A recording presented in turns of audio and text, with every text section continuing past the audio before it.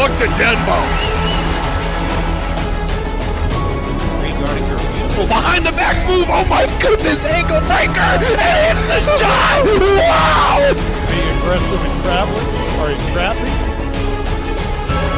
Inside to Holloway. 2-on-2 fast break, Ramsey has it, takes it herself, off the glass, and Crestview comes back!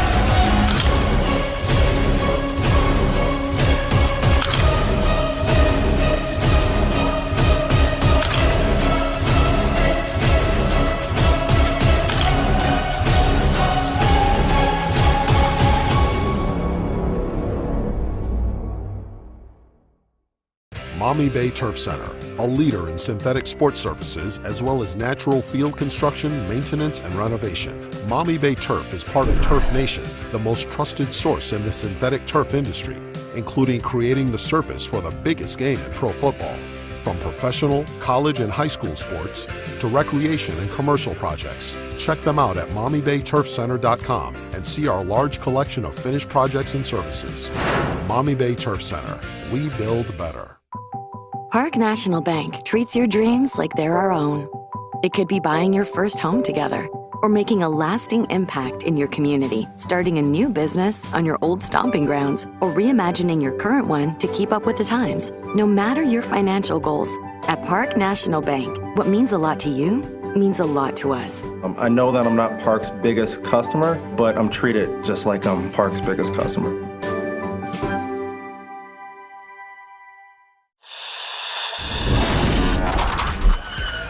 He's going to send a line drive down the field. It'll be fielded on the bounce. That is Schieffer. Schieffer finds a hole at the center. Schieffer turns on the burners. Schieffer could go. He's at the 50, 45. He's got one man to beat. Schieffer with the ball in his left hand. He's going to take it to the house. Whitford opens up the second half with the kick return touchdown.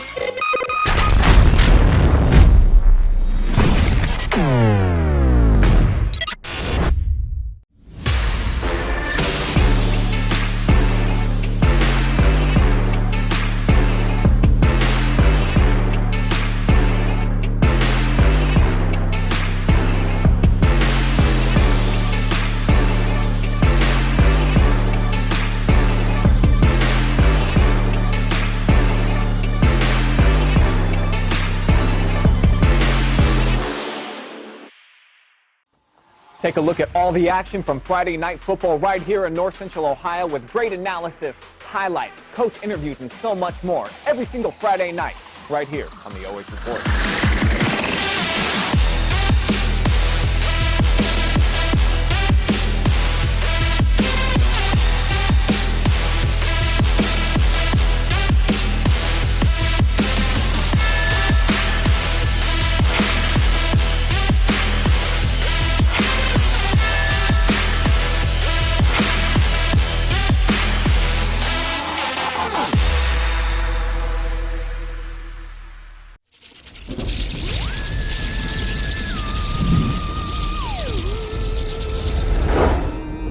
Happy Halloween!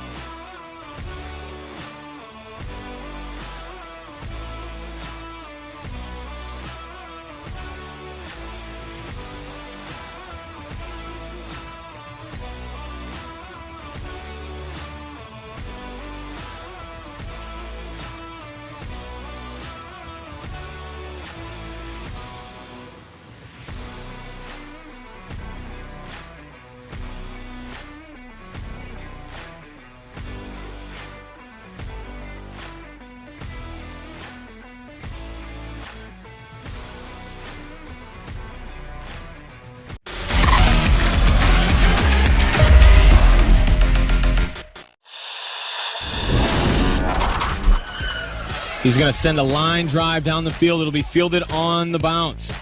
That is Schieffer. Schieffer finds a hole at the center. Schieffer turns on the burners. Schieffer could go. He's at the 50, 45. He's got one man to beat. Schieffer with the ball in his left hand. He's going to take it to the house. Whitford opens up the second half with the kick return touchdown.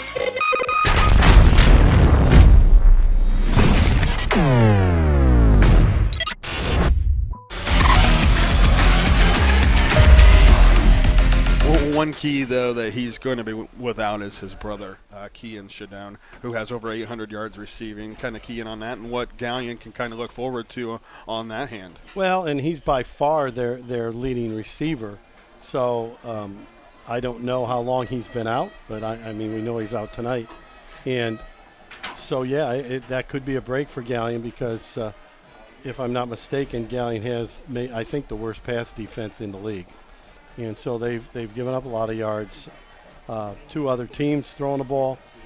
We noticed that the receivers River Valley has left have great size. They're all 6'2" or taller, with the exception of one guy, and so some tall targets, and they're going to look to hit them. And I'm sure that Coach Dick and Coach Todd Rosson, the defensive coordinator, have tried to scheme up something pretty good, but. It's just very, very tough to defend them because a lot of times what it turns into, I remember, I think we did one of the River Valley games last year, maybe against Galion. Yes. Yeah, against Galion, and it just kind of turns into backyard football with Cayden Shidone just running around, and so you really got to stay disciplined in the secondary to make sure that you don't give up on a player. Just let someone all of a sudden take off and go deep. Because Shidone's going to run around till he finds him, and then he's going to, let it fly. And he's very accurate on the run. On the other side of things for Galion, I mean, you have to look out for a guy like Gabe Ivey. I mean, he can run the football very well, and River Valley's defense is really not set up well for that run at all. Right, and so I think that's going to be something to really take a look at is that Galion I'm sure Coach Dick is going to just try to keep the ball, would like to keep the ball on the ground most of the game, and and have nice long drives. Now the problem could be Ivey's really good, and the River Valley defense struggles against the rush, and so it might be one of those things where Gabe Ivey is just able to score too quickly and give the ball back to River Valley. And it might be one of those things where Coach Dick will say, hey, maybe you should just go down. Gabe, hit the dirt and don't score yet, because we don't want to give them that offense the ball back yet. So let's, try to shorten this game a little bit. Like we mentioned, River Valley coming in with a record overall of 5-4, 3-3 in the conference. They are 3-1 at home this season, but they are 1-2 in their last 3 games.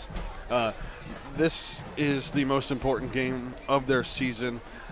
If they lose, there's a possibility that they don't get into the playoffs. If they win, they are guaranteed a spot in the playoffs. Where the seeding is, we don't know. Galion, they have already clinched a playoff spot, but they cannot get a home game next week. So. Well, and a win's important to them because I know the 2 top teams in Region 14 are Cleveland Glenville and Millersburg West Holmes, and they are both loaded. Yeah. They both score about 50 points a game. And they are both very, very good teams. And so you definitely want to avoid being 15th and 16th in this region. Just about set for kickoff here in Caledonia as the Vikings will kick off here to start this game. And the all-blue uniforms with the Viking logo on the helmet. Galion coming out in the away whites, orange numbers, blue pants. And set the kickoff here is Hudson Pollock for River Valley. And back deep to receive for the Tigers. And they will field it at the 10, up across the 20-yard line, straight up the middle of the field where they'll hit a seam of Vikings, but still pulling the pile forward up to the 40-yard line. Was Connor Gancham, the 5'8" senior, able to create some great field position here for the Tigers. They created that wedge, and it was a middle return, and he got into the pile, and he was able to push the pile. He didn't have a lot of guys in there pushing him, but got up the 40-yard line, so great field position for the Tigers. One guy to keep it away for this Vikings defense is Will Garrison, and right out of the gate, Galion's going to have a 9-yard gain on the ground with Gabe Ivey. Over 1,000 yards rushing on the season for the junior, and that's the one thing for this Tigers football team. They are still relatively young. Well, they played a lot of sophomores last year, and so now they're playing a lot of juniors. And, so a very young team. All their skilled guys are underclassmen. And Ivy, you can see there with 15 touchdowns on 174 carries, and he slips right through a tackle, right up the middle, and across the 40-yard line into River Valley territory. And right off the bat, you can see what the Galion game plan is going to be, and that's a heavy dose of Gabe Ivey, and why not, against this River Valley defense. Well, it was just a dive play, but Ivey did a great job, as the replay just showed on our Ohio Sports Network, that he did a great job on the Ohio Report of making that first guy miss. And he does it again. He'll pick up at least 5 here to the 32. This is a River Valley team defensively that gives up over 200 yards rushing a game. So it's going to be 2nd down and 5 already here for the Tigers from the River Valley 33. As you look at that Galion offense, will be Braxton Prosser, Gabe Ivey, Carson Frankhouse in the backfield, Lincoln Tyrell, Elijah Chafin at wide receiver. They do 2 wide receivers wide to the right, 1 wide to the left, and Elijah Chafin. Prosser hands it, Ivey again, and this time he'll get close to the 30. To the 31 is Gabe Ivey, and the shortest gain of the night, and it brings up a critical 3rd down here with 10:20 to play first quarter. Just ran a nice, just ran a dive play, got a little bit of a push. But they're in 4-down territory, so coming in at a 3rd and 3, they're in pretty good shape here. I think it's about time for maybe a play action quarterback keeper here. It will not be. It'll be Ivey off left tackle. Cuts it back inside, right down the hash, and he will go into the end zone. And that took only 2 minutes and 3 seconds off the clock on the drive. Gabe Ivey, a 31-yard touchdown run, and just like that. And that one was really on the offensive line. Great job by the offensive line. Earlier we were saying he is making the first guy miss. There was no one to miss for him to make miss on this one. Great job by the left side. They pulled their guard around, big hole, had their guard and tackle come around, and he went untouched, and he didn't have to dodge anybody. Jackson Hart to attempt the extra point, brought to you by FC Bank, your friendly community bank. It is up, and it is good. With 9:57 to play here, first quarter, it's Galion 7, River Valley nothing. You're listening to the McDonald's of Bucyrus and Galion Game of the Week here on WBCO, along with watching on the OH Report.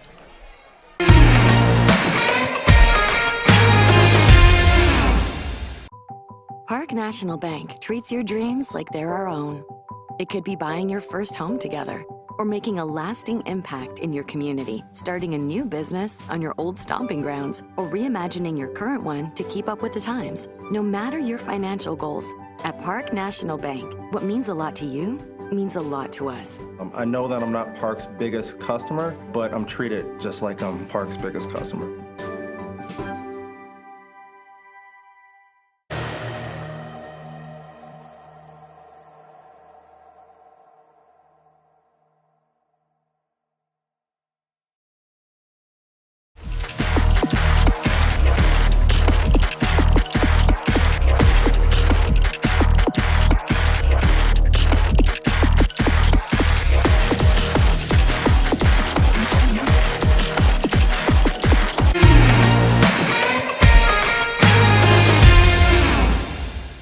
Back here on WBCO and the OH Report. Galion leading 7-0 after a Gabe Ivey 31-yard touchdown run, and he carried the ball every single play that drive. Well, exactly what they wanted to do. He carried it 5 times for 60 yards. And the kick's going to go out of bounds. The kick goes out of bounds, so they'll get it up on a 35. And they will also have good field position. Yeah, smart play there by Carter Park to let that one go out of bounds. And River Valley will be set up with great field position as well. Galion started with the ball on their own 40. River Valley will start with the ball on their own 35 after the penalty on the kickoff. And this is a River Valley offense that can be explosive at times, with Cayden Shidone at the helm. As I mentioned in the pregame, he is looking to surpass 3,000 yards passing and 1,000 yards rushing on the season, 30 touchdowns. And they'll run it off right side this time, close to the 40. It was Austin Whitley. Yeah, it was Whitley.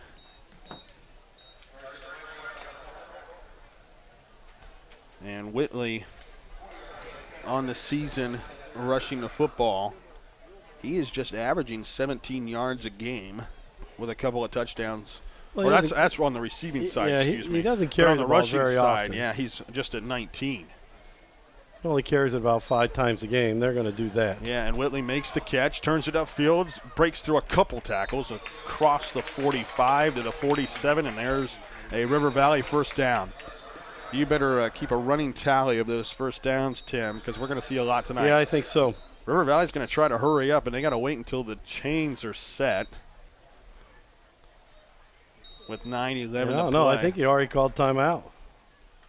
I think they were just. Or was that for an injury? No, just the chains. Oh, okay. To reset.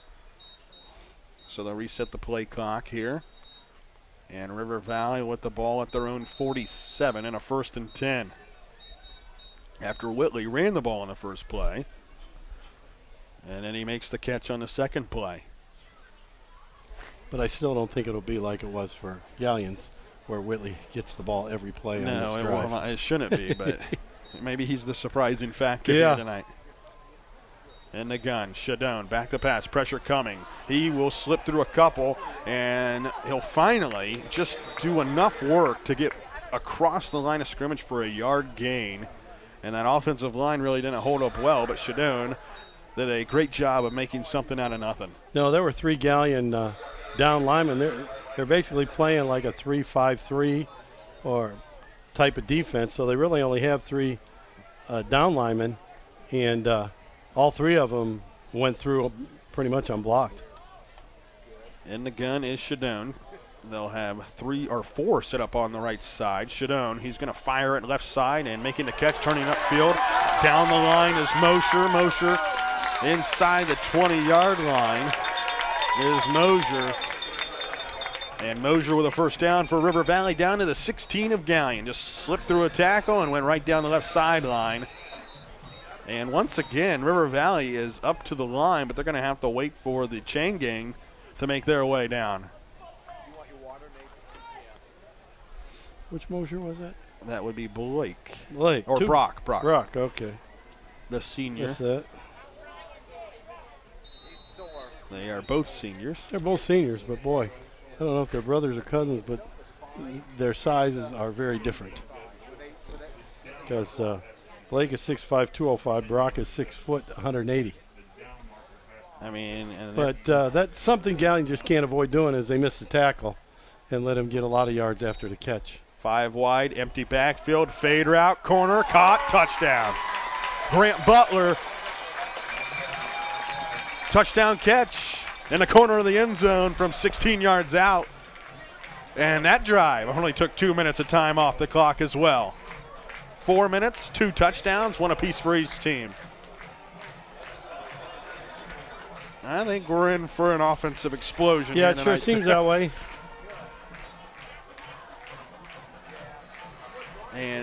And to attempt the extra point here are the Vikings, brought to you by FC Bank, your friendly community bank. It is Hudson Pollock.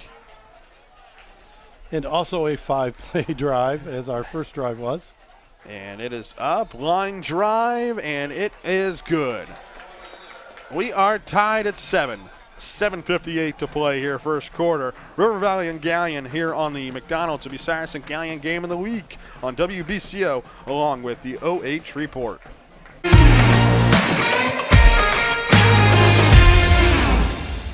Maumee Bay Turf Center, a leader in synthetic sports surfaces as well as natural field construction, maintenance, and renovation. Maumee Bay Turf is part of Turf Nation, the most trusted source in the synthetic turf industry, including creating the surface for the biggest game in pro football.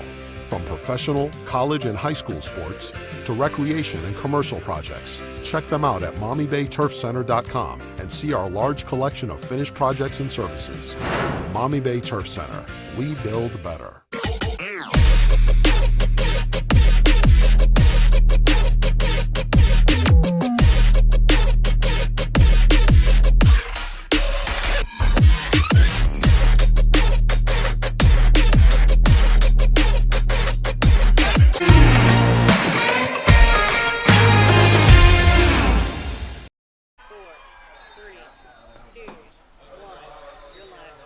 And back here, the kickoff from River Valley goes out of bounds. So each team is now had a kick out of bounds. Yeah, I don't think it's wise to keep giving these teams short fields.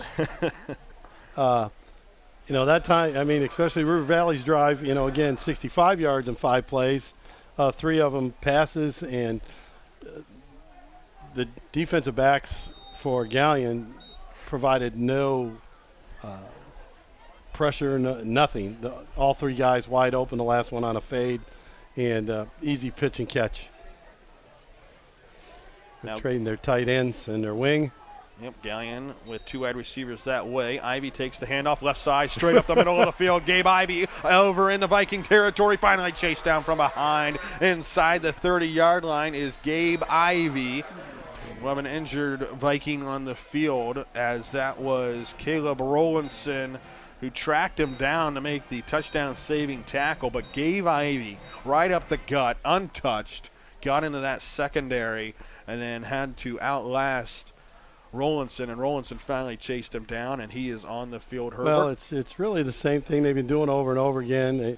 They're pulling that guy around. They're running a power off-tackle play where they're bringing another guard around from the backside to provide the kick out, and he's just got great speed. He's got great vision. He's making good cuts, and that's why he's almost over 100 yards now with 7:50 to play in the first quarter. So he's well on his way to a night of 400 yards rushing. So maybe he has a chance to get 2,000 yards this year. He might. We're gonna take a timeout here as we have the injured River Valley player on the field, and we'll be right back. I'm gonna.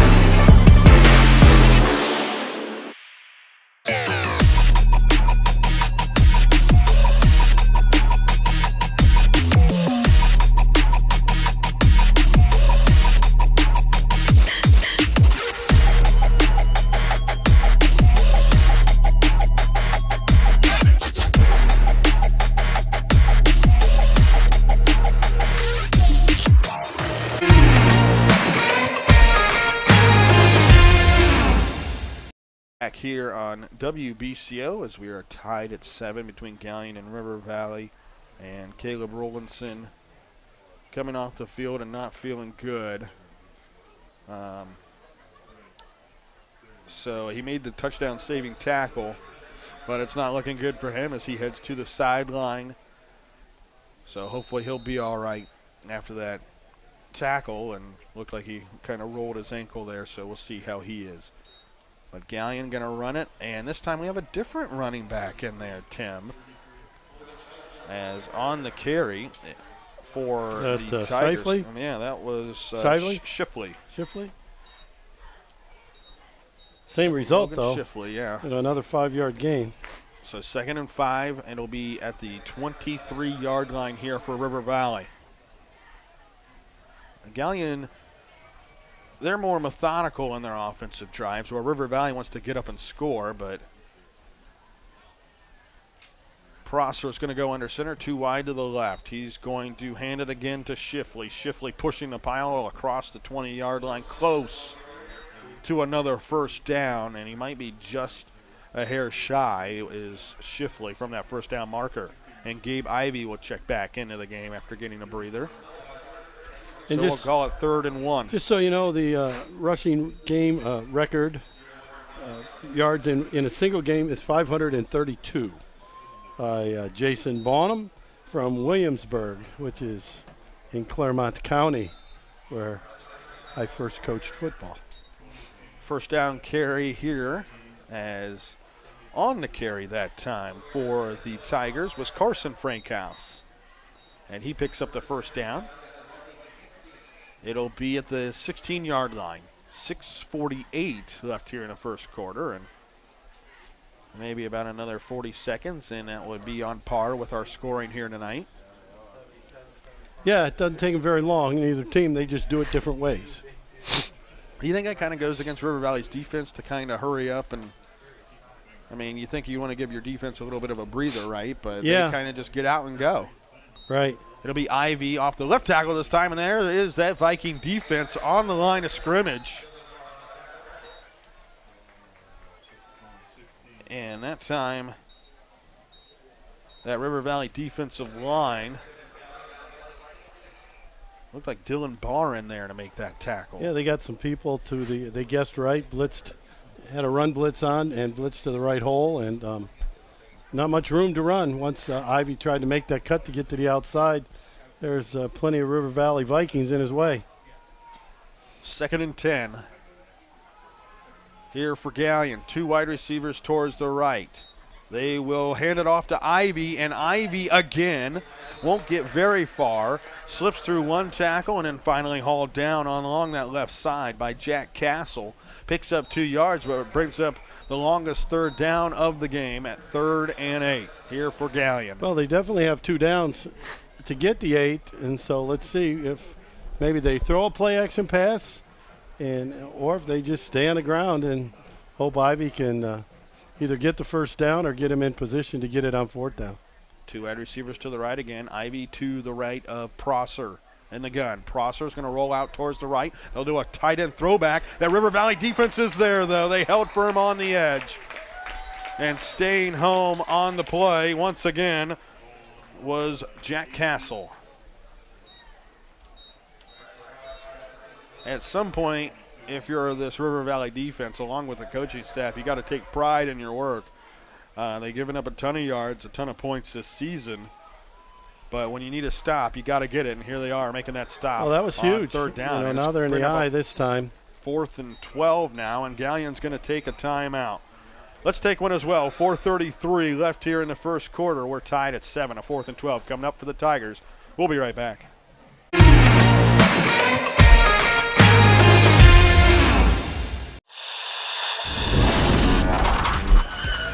He's going to send a line drive down the field. It'll be fielded on the bounce. That is Schieffer. Schieffer finds a hole at the center. Schieffer turns on the burners. Schieffer could go. He's at the 50, 45. He's got one man to beat. Schieffer with the ball in his left hand. He's going to take it to the house. Whitford opens up the second half with the kick return touchdown.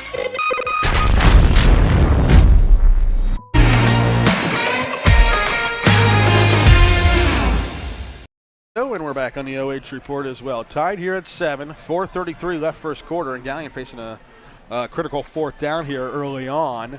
You almost get the feeling that the last score is going to win the game, but they have a 4th and 12 from the 18. Well, I'm sure going into the game, both coaches probably looked at it and said, hey, if we can get 2 or 3 stops on defense, we can win the game. So this could be the first big one here. You know, Galion tried to throw that throwback screen to the tight end, and River Valley was not fooled at all, had all kinds of guys there, and he was going to have to break more than one tackle to make that play go. Line up in the same formation. 2 wide receivers to the right. Prosser's going to roll that way. Prosser throws it on the run, and it's well short of the intended receiver in Chafin, and it falls incomplete, and River Valley gets the turnover on downs. They rolled out to the right. They ran a little flood action, had a guy about 8 or 9 yards deep and another one about 15 yards deep in the end zone. Prosser tried to hit Chafin, and you know, he's pretty well covered. It was going to take an outstanding pass, and he actually threw it kind of short. So turnover. So River Valley gets the first one, and let's see what the Vikings come up with on offense. If it's anything like the first time, it'll probably result in 6 points. Trips to the left here for River Valley. They'll send a receiver in motion to put 4 on the side. Shidone going to run it himself. Shidone is met right at the line of scrimmage. Lincoln Tyrell in there to blow it up. And it'll be a loss of 1 on the play for Cayden Shidone on the quarterback design keeper. I'm not sure at this point as easy as it was the first time. You know, they tried to run a quarterback draw with a lot of motion and confusion and things. Galion read it beautifully. 1 yard loss. I'm not sure I'd ever run the ball if I was River Valley. It's as easy as it was to throw the ball down the field for him. They're going to throw this time. They'll swing it out wide, and it falls incomplete to Carter Park, the intended receiver. He was probably about to be met by Carson Frankhouse coming off the edge. Yeah, Galion had it well covered, and probably maybe it's a good thing that he didn't catch it, because it looked like he was ready to get whacked pretty good and probably take a loss on the play. So Shidone and company with 3:53 facing a 3rd and 11. 5 wide, empty backfield here for Shidone. Standing at the 11-yard line, Shidone back to pass. Tigers bring 4. Tyrell's back there. Shidone slips through it magically. He'll step up, lob it deep down the middle of the field, and it's caught. Are you kidding me? Across midfield into Tiger territory, down the left sideline, and he's gone. This is Grant Butler. This is going to be an 89-yard touchdown. 83 yards. And that's just what I was talking about during the pregame, is that, he turns a lot of plays into backyard football, and that's exactly what he did. Avoided the sack. His receivers did a good job of staying alive and running around. And, Grant Butler catches it, and off to the races he goes. And 83 yards later, he's in the end zone. There was 3 Galion Tiger defenders in the area up for the jump ball. Grant Butler comes down with it. Here's the extra point from Hudson Pollock, brought to you by FC Bank, your friendly community bank. A little bit of a high snap, but the kick is up, and it is in. Grant Butler now with 99 yards receiving for the game. Cayden Shidone, another touchdown pass to put River Valley on top, 14-7. Well, and he's already over 3,000 yards, I believe, if I'm not mistaken. 334 left here. That'll put him over 3,000 yards for the season. That's quite an accomplishment. That means he averages over 300 yards a game. Yep, 334 left here in the first quarter, 14-7, River Valley on top. We will be right back. Park National Bank treats your dreams like they're our own. It could be buying your first home together, or making a lasting impact in your community, starting a new business on your old stomping grounds, or reimagining your current one to keep up with the times. No matter your financial goals, at Park National Bank, what means a lot to you means a lot to us. I know that I'm not Park's biggest customer, but I'm treated just like I'm Park's biggest customer.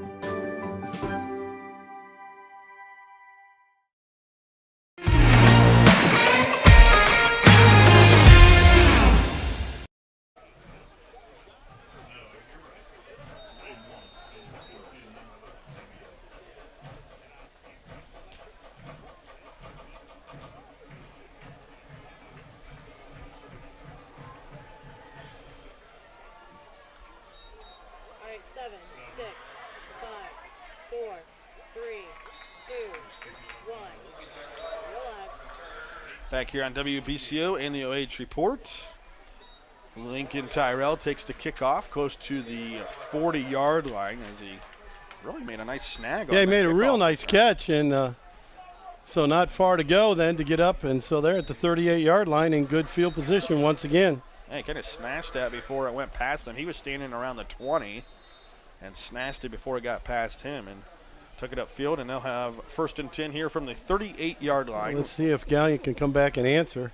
Are we going to see them throw the ball? They got Ivy out here in the trips look. It'll be Prosser, quarterback design run. Prosser met right at the line of scrimmage. All of a sudden, that River Valley defense is holding firm here on the run. It looked like Colton Millizer in there.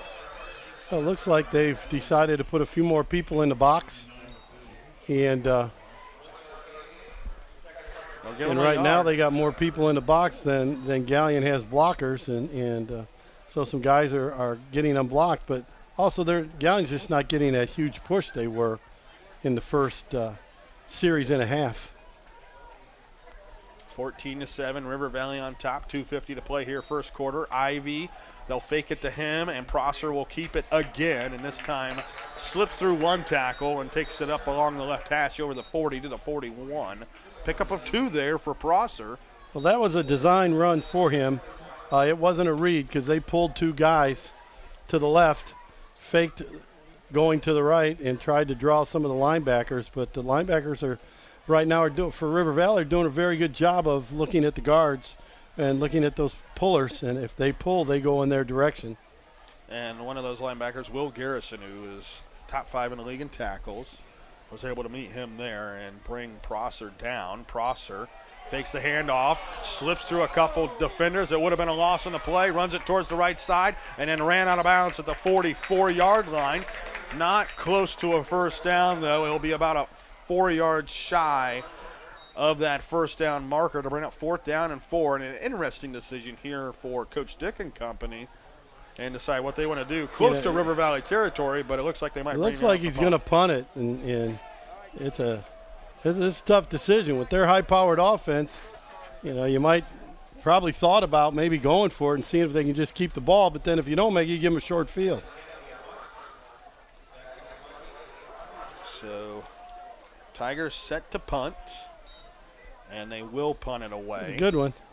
It is a good one, and it will be Mosier to receive, and it will actually go the other way and be down by the Tigers at the 26-yard line. Well, River Valley, back-to-back possessions now with stops defensively against that Galion offense. Yeah, they really have tightened it up, and they're just doing a great job on first and second down, and Galion not a great passing team. I mean, Prosser's not even completing 50% of his passes.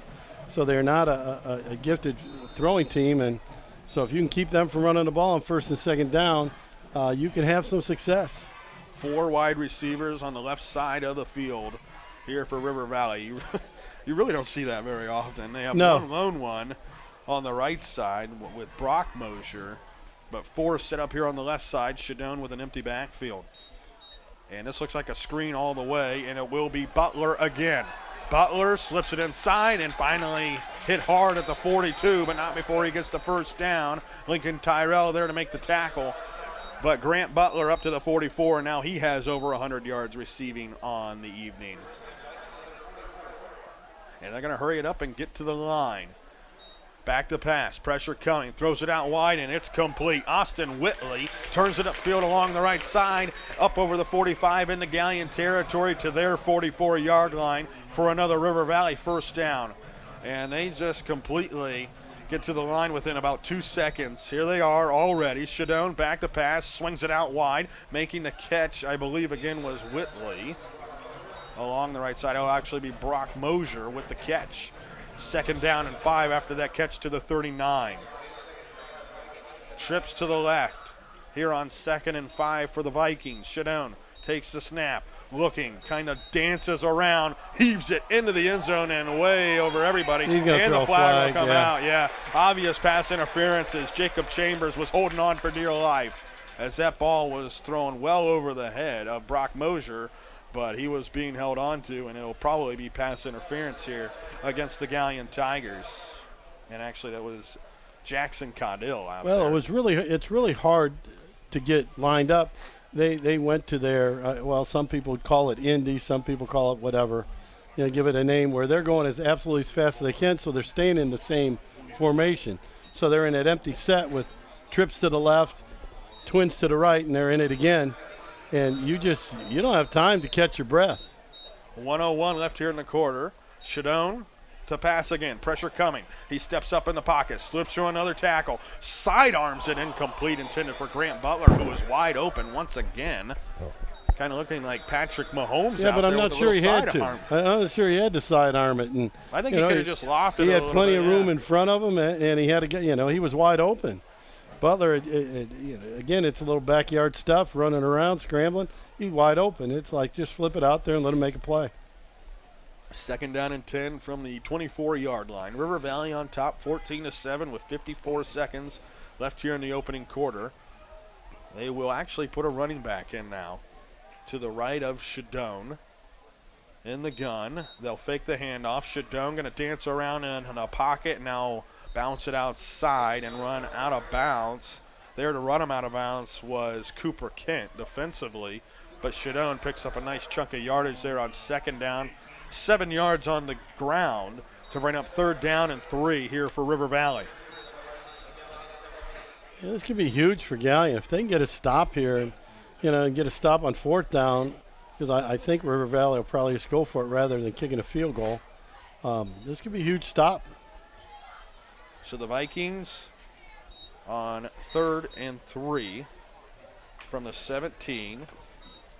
3 wide receivers towards the left.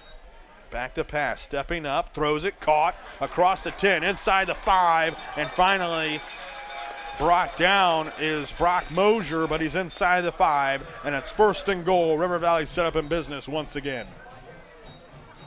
Well, that time they ran some, crossing routes, and some of the linebackers got picked off, and so he was wide open coming across from right to left, and easy pitch and catch down the 2-yard line. 20 seconds remaining in the quarter, and now River Valley finally slows it down offensively. They'll have Austin Whitley to the right of Shidone. He'll take the feed and bowling through that Galion defense, and he'll carry his way into the end zone. A 2-yard touchdown run by Austin Whitley, and River Valley goes up by 2 scores. It's now 20-7.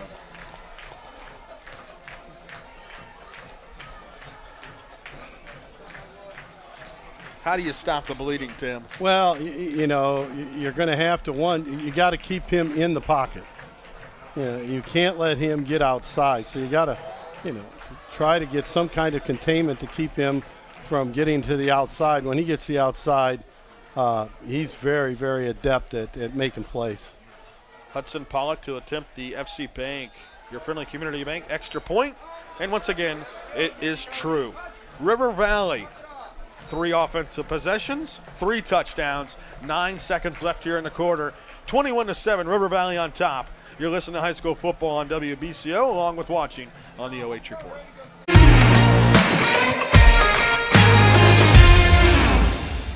Maumee Bay Turf Center, a leader in synthetic sports services as well as natural field construction, maintenance, and renovation. Maumee Bay Turf is part of Turf Nation, the most trusted source in the synthetic turf industry, including creating the surface for the biggest game in pro football. From professional, college, and high school sports to recreation and commercial projects, check them out at MaumeeBayTurfCenter.com and see our large collection of finished projects and services. Maumee Bay Turf Center, we build better.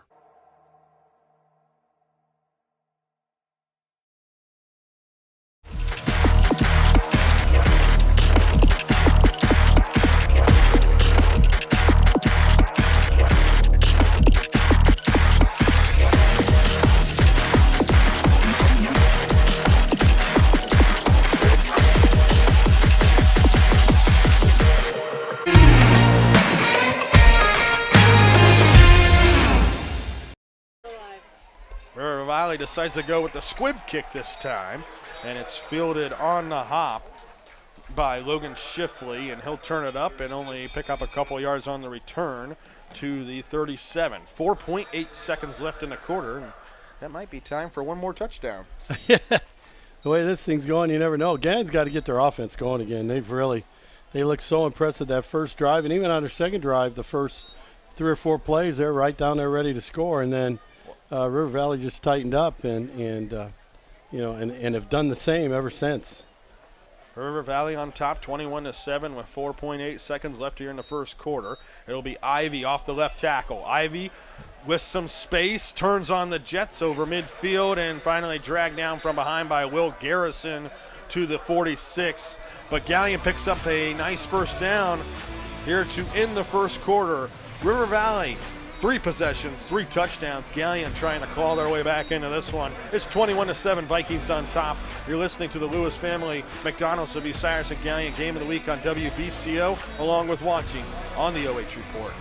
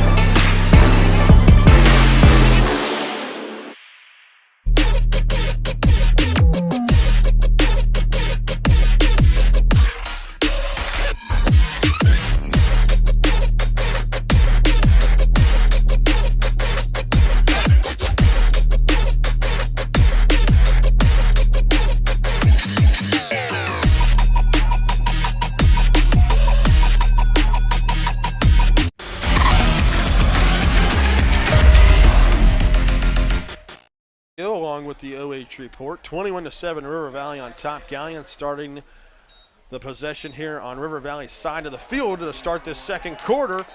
And Ivy is met by Hayden Kanagi here on the first down carry for a loss of 1. Just ran a straight dive that time, trying to get their one-on-one blocking, and they did not block number 44.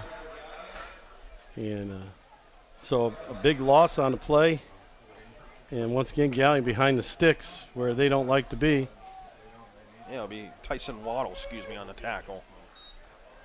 Ivy this time gets it across the 45 and finally turns it up and turns it into a 5-yard gain, or maybe a 6-yard gain there, to bring up 3rd down and 5 here for Galion at the 42. And Galion going to try and give River Valley a taste of their own medicine and hurry it up here and get to the line of scrimmage. They'll feed Ivy again. Left tackle strips to a tackle across the line of scrimmage and turns it outside towards the left sideline. Picks up the first down across the 35 and finally shoved out of bounds inside the 35 to the 32. When they do that, they're going to run one of two plays. They're going to run that ISO, which they ran that time, which started up the middle, and then Ivy popped it to the outside, or they're going to run their power off tackle play when they get into that, especially when they're in the eye and they want to really, really go fast. Have a little trouble getting lined up right now. Looks like they'll send 3 wide to the right. Prosser with Carson Frankhouse to his right in the gun. Send a tight end out here towards the left side. And Landon Campbell, Prosser, going to run that way with the lead blocker and Frankhouse up over the 30-yard line and shoved out of bounds inside the 30 to the 27. Another pickup of 5 yards there for Prosser. And it'll be 2nd and 5. Yeah, nice play there. They put Ivy in the trips, brought Frankhouse into the backfield that time so he could be a lead blocker for Prosser, and they just kind of ran an off-tackle play. And again, Frankhouse did a good job of, instead of kicking the guy out, logging him, so he got him pinned inside, and Prosser able to get to the sideline, and nice 5-yard gain. Looks like we have an injured Tiger down here on the River Valley sideline. Let's pause for a moment. 10:22 left here in the first half. It's River Valley 21, Galion 7. You're listening to high school football here on WBCO, along with watching on the OH Report.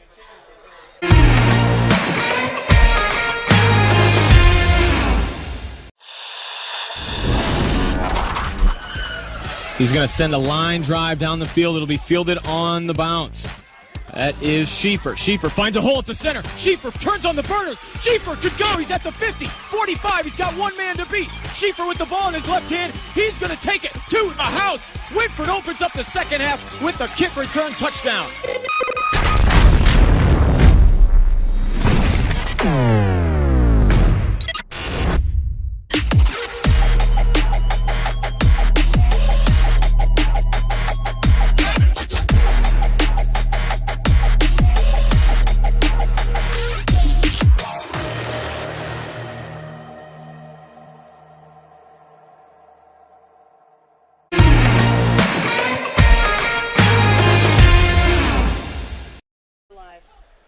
Back here at River Valley High School, where it's a 21-7 lead. Vikings on top of Galion, and for the Tigers, Ethan Homing,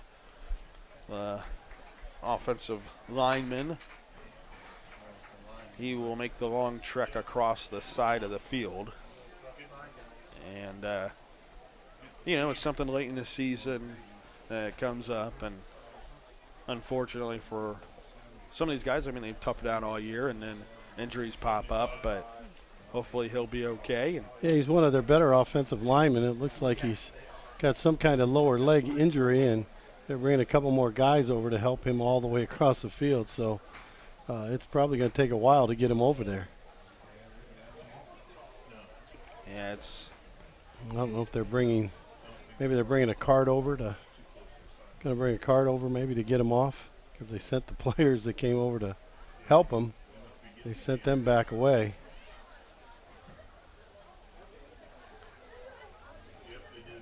So, yeah, here we go. They're going to put him on the cart and probably take him straight to the locker room. will hopefully get in there and he'll be okay. And absolutely. We'll see, like you mentioned, one of the better offensive linemen here as he takes the seat.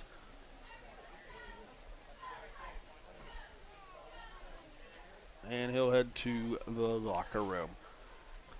But here on second down, Galion with a nice drive so far here. Put together. They have the ball on the River Valley 27. And it'll be a 2nd and 4 after that first down run by Braxton Prosser. So now 10:22 left here in the half. River Valley leading 21-7. They'll go with the I formation. Frakehouse, the fullback, with Ivy taking the carry, and Ivy untouched into the end zone from 27 yards out. Well, what's happening right now is, I was just going to say before the ball was snapped that River Valley had everybody, including their safeties and their corners, no deeper than 4 or 5 yards from the line of scrimmage. So if he gets through untouched, there is no one to stop him.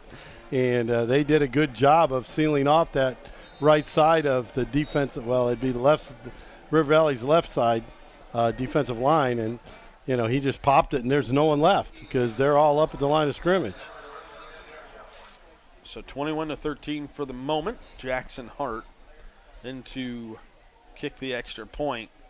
Left-footed, and he will knock it through. Good answer by the Tigers. They're going to need to stop now, and, maybe we can get back to even again. 21-14, 10:19 to play first half. You're listening to high school football here on WBCO, along with watching on the OH.REPORT.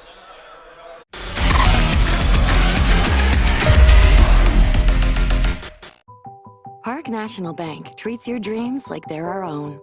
It could be buying your first home together or making a lasting impact in your community, starting a new business on your old stomping grounds, or reimagining your current one to keep up with the times. No matter your financial goals, at Park National Bank, what means a lot to you means a lot to us.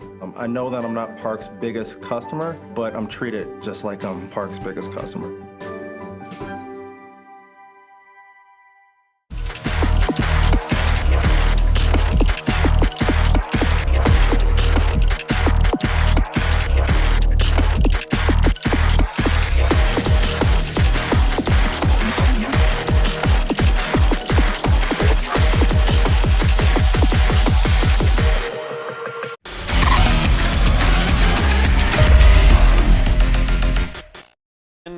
To play here. First half, River Valley 21, Galion 14. A 27-yard touchdown run by Gabe Ivy. And Galion right back into it, only trailing by 7 now, and they got that much-needed touchdown. Now if they could just get a stop defensively. And the kick towards the right side, and it will get past the returner for a second. He'll take it all the way towards the middle of the field, and just running sideways now is Caudill, and now finally turns it up inside across the 10. Inside the 15, though, is where River Valley is going to start this possession. Well, I'm not sure if that's a positive or a negative for Galion. That just gives them more room to run around. The receivers will run around downfield and get open. So 21-14. Yeah, River Valley has had 3 possessions, 3 touchdowns, and they've all come rather easily, I would say. They faced, one third down? Well, they had that one where they were 3rd and long. And I think they had another one down. And then had the runaround and ended up completing an 83-yard touchdown pass. Shidone in the gun with Whitley to his right. They go 4 wide this time. Fake the handoff to Whitley, throw it out wide along that left side, caught by Mosier. And Mosier, maybe a 3 or 4 yard pickup, but defensively, for Galion, what can you do to you just keep everybody in front, but then they can run past you? Well, this time they really squeezed the line of scrimmage. They moved way up.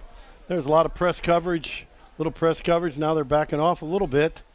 But, they're only playing their safety about 8 yards deep. Now he's backed up a little. But they got a lot of guys at the line of scrimmage still.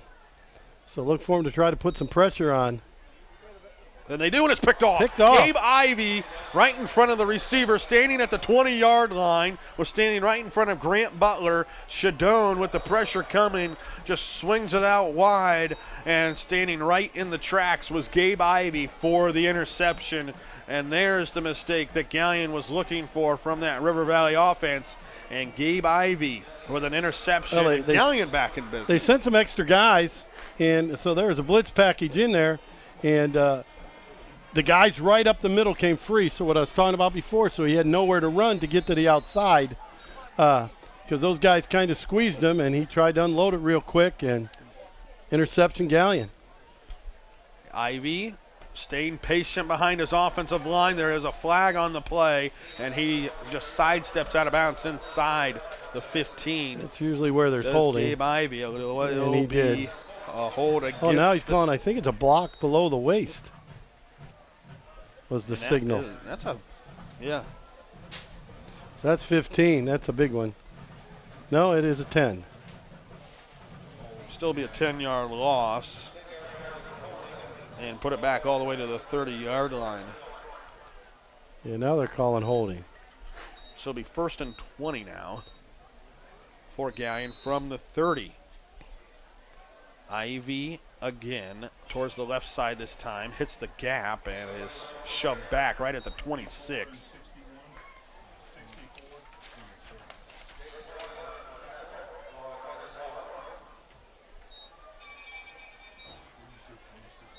So after the 4-yard gain, it's now 2nd and 16. Yeah, this has become very important. That holding call really put him back behind the sticks, and this is not a situation they want to be in. And Coach Dick wants to talk this over. We'll talk this one over as well. I mean, you're at 2nd and 16. You've been able to run effectively on this River Valley defense. Do you stick with that behind the sticks? Prosser's only, thrown the ball 2 times. So what do you kind of see here on 2nd and 16 from Coach Dick? Well, I think he's going to run, I would imagine he's going to try to get Ivey on the perimeter. He's going to try to run the ball. He may run a screen. The last screen he ran was a throwback screen to the tight end. Didn't like that. I know he's got a triple screen in his package where you're looking at both outside guys running the little, jailbreak screen, and then you got your back in the middle of the field. So you read the linebackers, and if they all bail out, you throw the ball in the middle. If they stay in the middle, you throw the ball to one of the jailbreak guys, one of the wide receivers. So he's got that. So he's got a couple different screens like that. I don't know if he's got some kind of reverse, but I wouldn't be afraid to give the ball to Ivey running wide and run a reverse, because Ivey's going to attract a lot of people. I mean, he does have 163 yards already in the first half. Well, here we go. 2nd and 16, 8:46 left here first half. Prosser in the gun.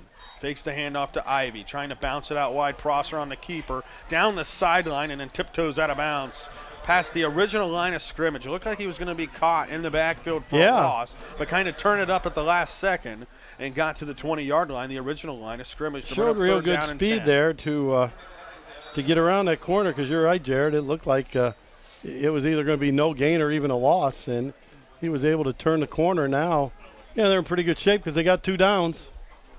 And, now you're not in a definite passing down the way Ivey runs the ball.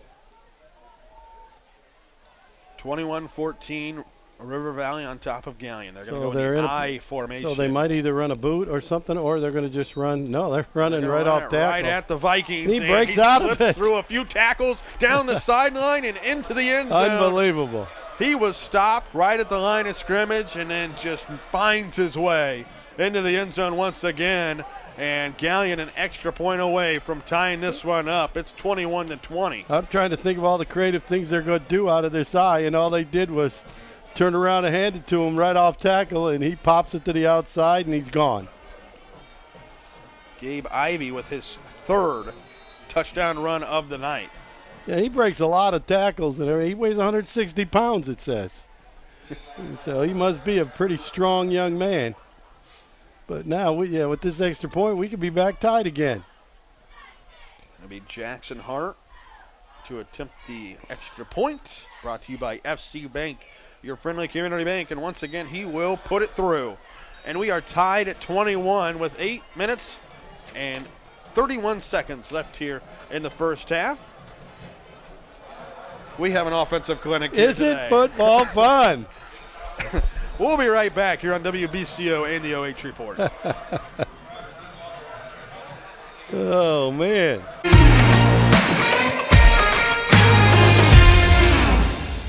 Maumee Bay Turf Center, a leader in synthetic sports services as well as natural field construction, maintenance, and renovation. Maumee Bay Turf is part of Turf Nation, the most trusted source in the synthetic turf industry, including creating the surface for the biggest game in pro football. From professional, college, and high school sports to recreation and commercial projects. Check them out at MaumeeBayTurfCenter.com and see our large collection of finished projects and services. Maumee Bay Turf Center. We build better.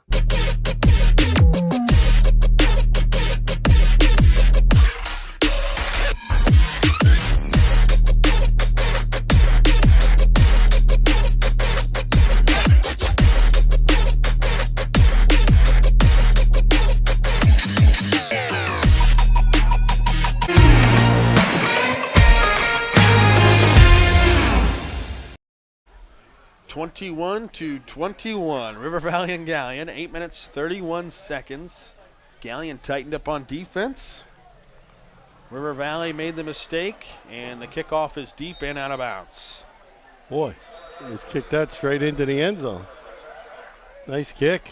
Yeah, the kickoff there, and they do extra points and kickoffs differently. Alan Carver kicks it off. Jackson Hart makes the extra points. I would imagine he might be their long field goal kicker since he just kicked it into the end zone. Yeah. Tied at 21. Shidone back out there after making the interception, and he stands at 6 foot tall, so he does have a hard time seeing over the defensive lineman along with the offensive lineman as well. And on that interception, it looked like his view was kind of blocked. This time they'll send a receiver in motion. They'll hand it to Whitley. Whitley almost slipped through the line of scrimmage there, but dragged down from behind. Well, and that's what I mean about trying to keep him in the pocket, and keep him behind the center and the two guards, because it's going to be a little harder for him to see when he's back there. But when he's outside and he gets a view of the field, he's just a dynamite quarterback. And here he goes. He's outside there again. Bootleg run, thrown out wide, and the catch is made by Jackson Caudill down the right sideline for a first down across the 40 to the 42 is Jackson Caudill. And when you get Shidone out in space, obviously that's the heavy threat for the Vikings. Instead of standing in the pocket, you make him on the run, and he is lethal. And they're going to hurry it up and get to the line. Shidone in the gun, two-step drop, heaves it, left sideline, got a man open, and incomplete. Kind of staggering a little bit was the wide receiver in Mosier, Brock Mosier out there, the intended receiver, kind of stumbling, and almost a little bit of a wobbly pass there from Shidone. Didn't get a lot on it. Yeah, I thought it was going to be one of those balls that gets underthrown and the guy can come back and catch it.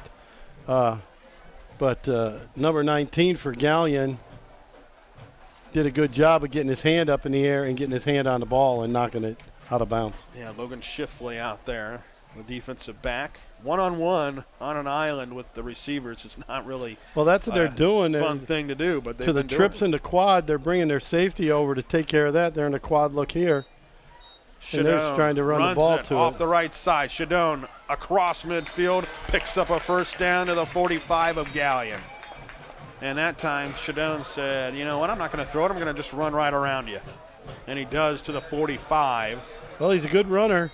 And he's going to hurry it up again. He's definitely dual threat. 5 wide. Shidone, deep man, got him again. Open, had a step, did Blake Mosier that time, and Shidone overthrows him by a few yards. I mean, you look at Shidone, he's 6 foot tall, and he's got a nice arm. He's quick, so he can run the ball. Seems to make good decisions with the ball. He's going to make somebody, a nice Division II or III quarterback if that's what he chooses to do, if that's what he wants to do in college. play football, someone's going to get a nice quarterback. You know, he's one of those guys, if he is 6'3", he might have some MAC schools looking at him, but, you know, you got to really, really be a gifted runner if you're going to be 6 foot tall and play Division I football. Swing pass out wide. Blake Mosier makes the catch, turns it upfield to the 42. They'll pick up 3 yards this time. There to drive him back defensively was Houston Frank. So bring up a 3rd down and 6. We are tied at 21 with we haven't had a lot of third downs. Yeah, 7:26 to go here first half. Yeah, you're definitely right on that. No, at least for River Valley. I mean, we've had 3rd downs for Galion because they run the ball, but yeah, these guys haven't had too many 3rd downs. 3rd and 6 from the 41. Kind of a hard count there for the Vikings, and then they'll look to the sideline for the play call as they have 5 wide, trips to the left. Shidone with pressure maybe coming from the outside. It's Carson Frankhouse. Shidone throws it long. Butler, the receiver, diving out of bounds and complete. And it'll bring up 4th down here for River Valley. Well, they're definitely going to go for it. And, you know, I don't know. It's a tough thing. I mean, he overthrew it a little bit. He was open. He had a step on him. But, you know, sometimes you'd like the quarterback to say, look, it's 3rd and 6. He might be punting. No, they're going for it. It's 3rd and 6. It's 3rd and 6. You know, there's got to be someone open short. If there is, just take the 1st down and then go deep. So here on 4th and 6, and Coach Green's going to take a timeout. Yeah, and I mean, that's maybe the 3rd pass in a row that they've kind of gone deep. Yeah. Where they haven't taken anything underneath. Obviously, they've been open, as you can see here on the replay for the OH report. But it just seems like nothing's on the crossing route there underneath. Right. But they haven't been running it, though, either. They're kind of running I would really 4 like to verticals see, if you want to play man football. I'd really like to see him do something this time with the 2 outside guys. If they're going to go out, if they go empty like usual, they can run 3 guys deep. And then 2 inside guys, if they cross them, one of them's going to be open. One of them's going to be open over the middle if they run a crossing route with those 2 guys. Kind of Ohio State did a lot of that stuff when Haskins was the quarterback, and they had run all those crossing routes and had all that great speed of those slot receivers, and they'd throw them and just let them take off and run.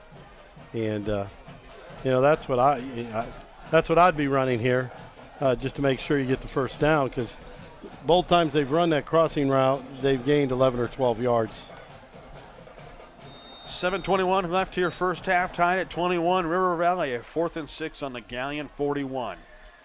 Shidone in the gun. Whitley to his right, pressure coming. Shidone eludes 1 defender, runs down the sideline, lobs it, receiver wide open. It is Blake Mosier. Mosier sidesteps the defender inside the 5 and will waltz into the end zone. River Valley, another touchdown, this time 41 yards out, and Shidone once again does his thing in the backfield, eludes the pressure, goes towards his right, throws it on the run, and there was Blake Mosier wide open, and Mosier does the rest for the 41-yard touchdown run. Or catch, I should say, but ran the rest of the way. Shidone does a great job of wiggling free, and what happened, all the Galion guys, did just what I'm sure all week they were told not to do. Don't bite on him when he's coming up the field. And, it looked like he was going to be able to turn the corner, maybe get the 1st down, so they came up to prevent that, and they left Mosier wide open, Blake Mosier wide open. Here's the extra point brought to you by FC Bank, your friendly community bank. And it is good again. River Valley 28, Galion 21. Plenty of time for a few more scores. So. We might be here a while tonight. Yeah. River Valley up by 7 with 7:09 to play first half. You're listening to high school football on WBCO, along with watching on the OH Report.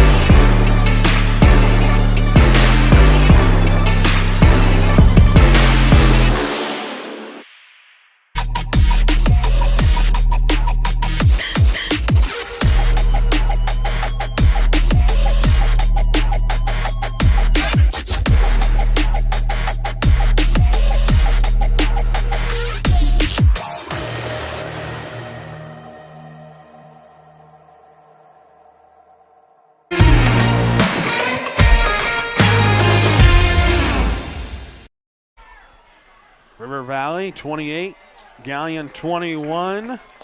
It'll be Ivy on the kick return to the 33 for the Galion Tigers, who they trail by 7. They did trail by 14 earlier in the game, got a couple defensive stops, and now the opportunity to once again tie this game up. And offensively, it's been a heavy dose of Gabe Ivy, and why not continue that trend? Yeah, he's approaching 200 yards in the first half. Prosser in the gun, and Ivy bouncing it outside across the 30, cuts it back in, and is met at the 35. Did a lot of running there for just a 2-yard pickup for Gabe Ivy to the 36-yard line. Yeah, they tried to run a sweep with him, and a lot of penetration by the River Valley front caused them to really veer it to the outside and have to go about 8 yards deep to try to get around the corner. Finally got around the corner by about that time. There's plenty of time to get the pursuit over there. And here's the I formation. Frank House, the fullback. Ivy, the deep back. Prosser under center, hands it Ivy. Ivy just matching the blocker along the right hash, bounces it outside, and a nice open field tackle by Grant Butler at midfield, but not before Ivy picks up 14. 7th first down for Galion. They were trying to run their power off tackle, but there's a lot of room to the outside. Ivy read it and broke it to the right flat and off to the races again. First down Galion, and he's got 199 yards already in the first half. 28-21, River Valley on top of Galion, and this is more of a must-win game for the Vikings than it is Galion. Prosser in the gun, fakes the handoff to Frank House. A lot of room. He'll run it off the left tackle. Prosser down the left hash and spun down inside the 25 by Jackson Caudill. Prosser gets to the 21 for the first down and into River Valley territory. Well, that was a case of, he faked it to him and ran. It was a called play. He had those guys pull in front of him, but it looked like River Valley was in man coverage. So all those guys turned and ran with the wide receivers, and it took them a long time to get turned around to see the Prosser was running up their butts. And luckily, finally the one DB turned around and made the tackle.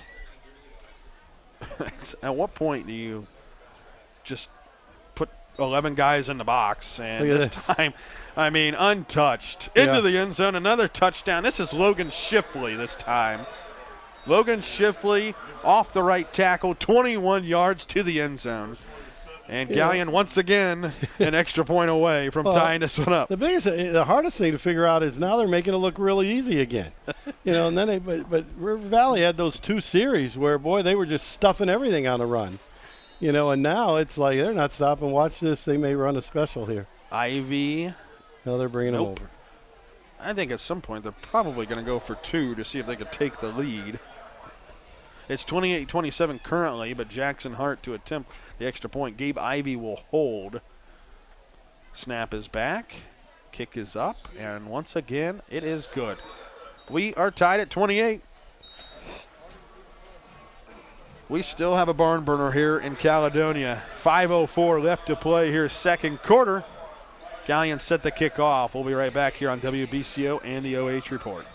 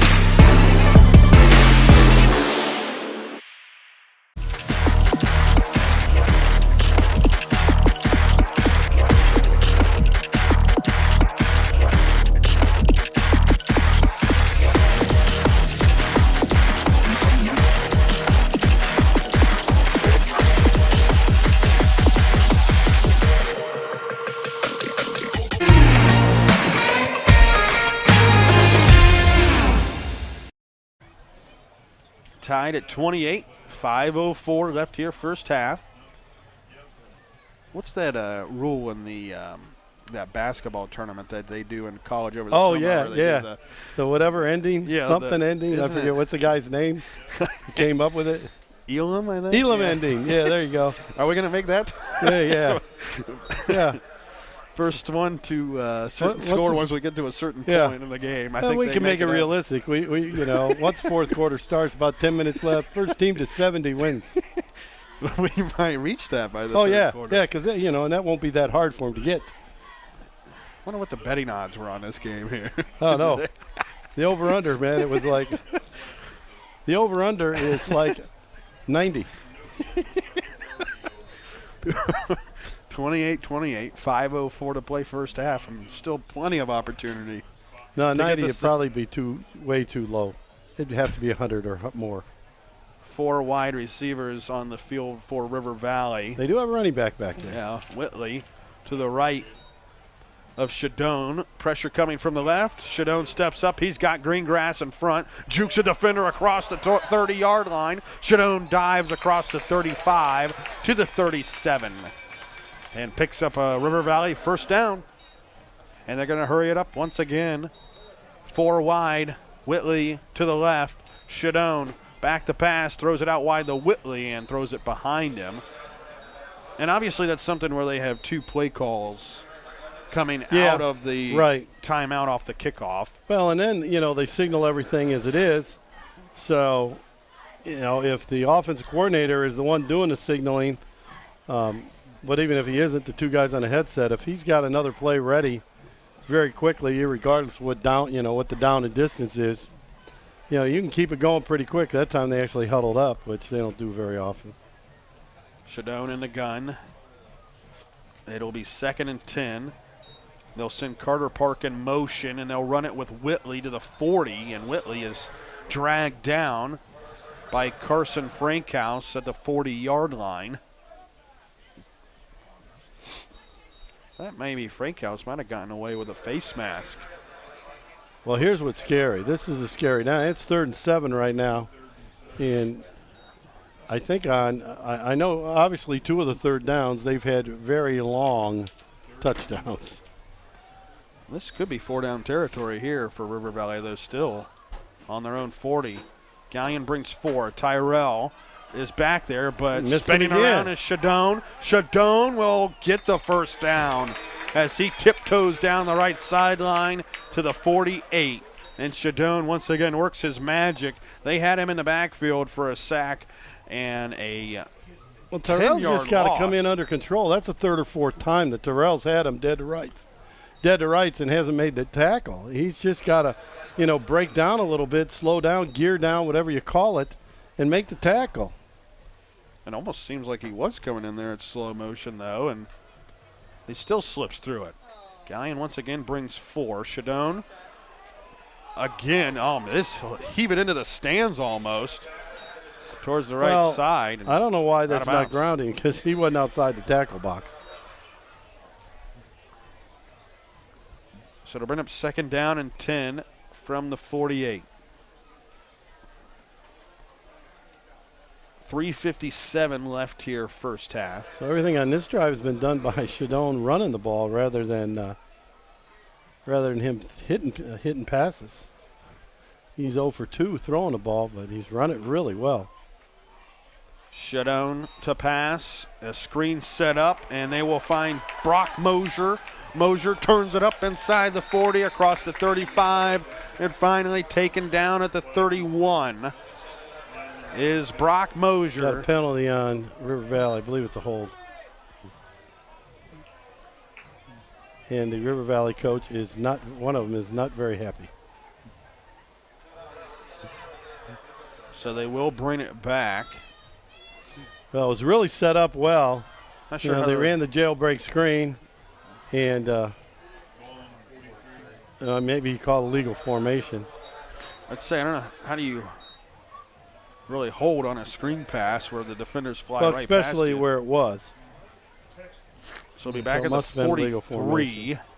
It's only second penalty for River Valley, and the other one was for kicking the ball out of bounds.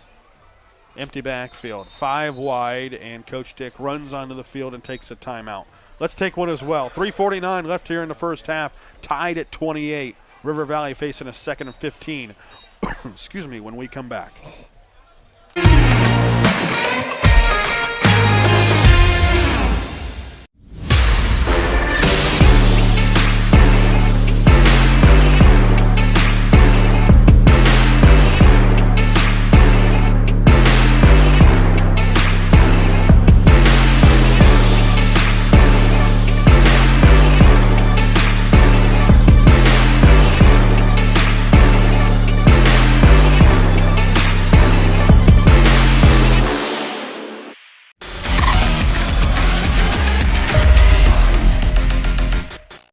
Here in the first half.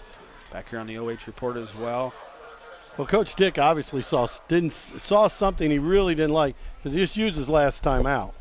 So they're out of timeouts, but I don't know, the way their defense was lined up against that formation, he obviously didn't like it at all. They're in the empty set again with trips to the far side of the wide side and twins to the short side to the press box, and it's just their normal formation. Shidone back to pass. Heaves it across the middle. Almost traffic. picked again. Carson Frankhouse stepped in front of the pass. Intended for Blake Mosier that time, and Shidone almost had interception number 2 thrown on. Well, great job by Frankhouse as a linebacker. He got his break, he got his depth, read the eyes of Shidone, and he broke before the ball was in the air and just about picked it off. And, well, it was for Galion that he was there because there was a lot of room if he wasn't. Tied at 28, 3rd and 15, 3:45 to play here first half. River Valley with 5 wide. Shidone to throw, steps up. Shidone got a lot of room running, jukes it back inside. Are you kidding me? Cayden Shidone inside the 30, bowling through the defenders, picks up the first down, and he just ran right through Logan Shifley to pick up that first down, and Shidone works his magic once again. Well, again, he's got everyone running deep. He makes one cut, gets around Frankhouse, who had him before the first down. And Shidone swings this one across the middle, and it's caught. And it was just a pickup of a couple of yards for River Valley. I can't see it now. I think it was number 16, Brock Mosier with the catch, I think. Not 100% sure. Yeah, I think really you're caught right. that one in traffic, maybe the most traffic they've seen all night there in the middle of the field. Yeah, he was lucky. He could have got Mosier really hurt on that one. He was met immediately, and they'll toss it this time to Mosier. Mosier inside the 20, down the sideline, picks up another River Valley first down and ran right through Gabe Ivey that time. Did Brock Mosier. And River Valley once again into the red zone. A 1st and 10 from the 12. They're going to hurry it up. Back to pass. Shidone steps up, throws it corner, and a diving attempt out of bounds, incomplete by Blake Mosier. And Shidone had a lot of heat on that one, but threw it where only his receiver could catch it as well. Right, he threw a fastball. He hit that sidearm thing again. And he seems to, when he's running to his right, he likes to throw that little sidearmer. And, that was a good decision because either it was going to be a great catch for a touchdown or an incompletion. So it was not going to be intercepted. 2nd and 10 from the 12. Once again, an empty set here for the Vikings. 3 on the left side. They'll work it from the right hash. They'll send a receiver in motion. Quarterback design keeper. Shidone trying to shake loose, and Lincoln Tyrell holds on for dear life to make the shoestring tackle inside the 10. They'll mark him down at the 8-yard line. It'll be 3rd down and 6 here for the Vikings. Well, obviously in 4-down territory, and no panic here by the Vikings, obviously, with this kind of offense to get 6 yards and 2 downs. And, again, look for Shidone very well. May do it with his legs.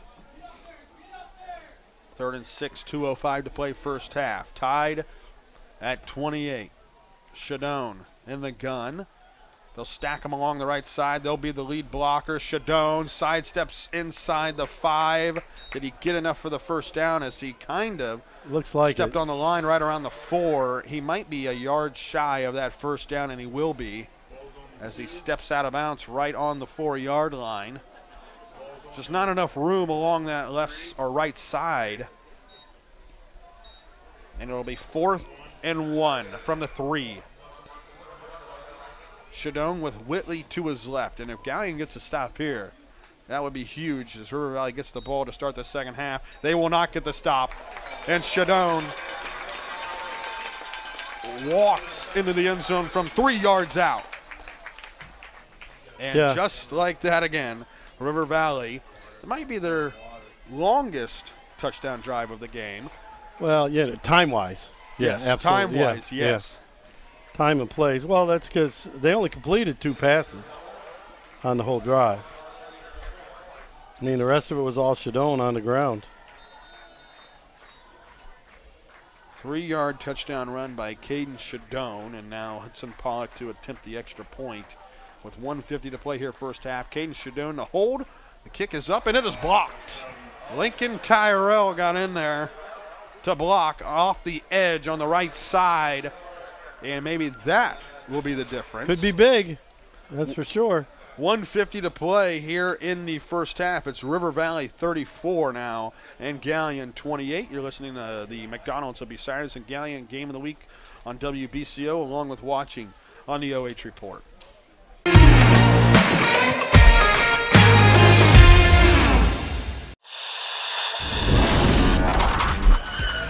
He's going to send a line drive down the field. It'll be fielded on the bounce. That is Schieffer. Schieffer finds a hole at the center. Schieffer turns on the burners. Schieffer could go. He's at the 50, 45. He's got one man to beat. Schieffer with the ball in his left hand. He's going to take it to the house. Whitford opens up the second half with the kick return touchdown.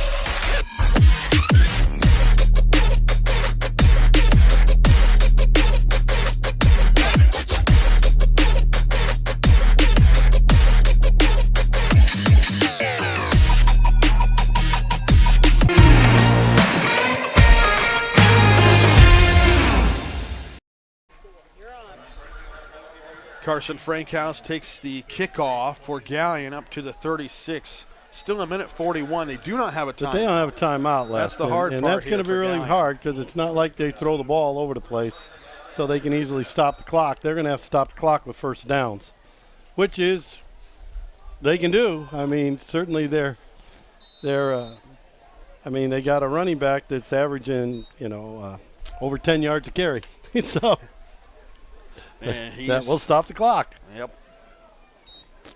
And he will get it in the I formation. Almost slipped through, and he fumbles the football, and they're going to say he was down. I don't know about that. Let's.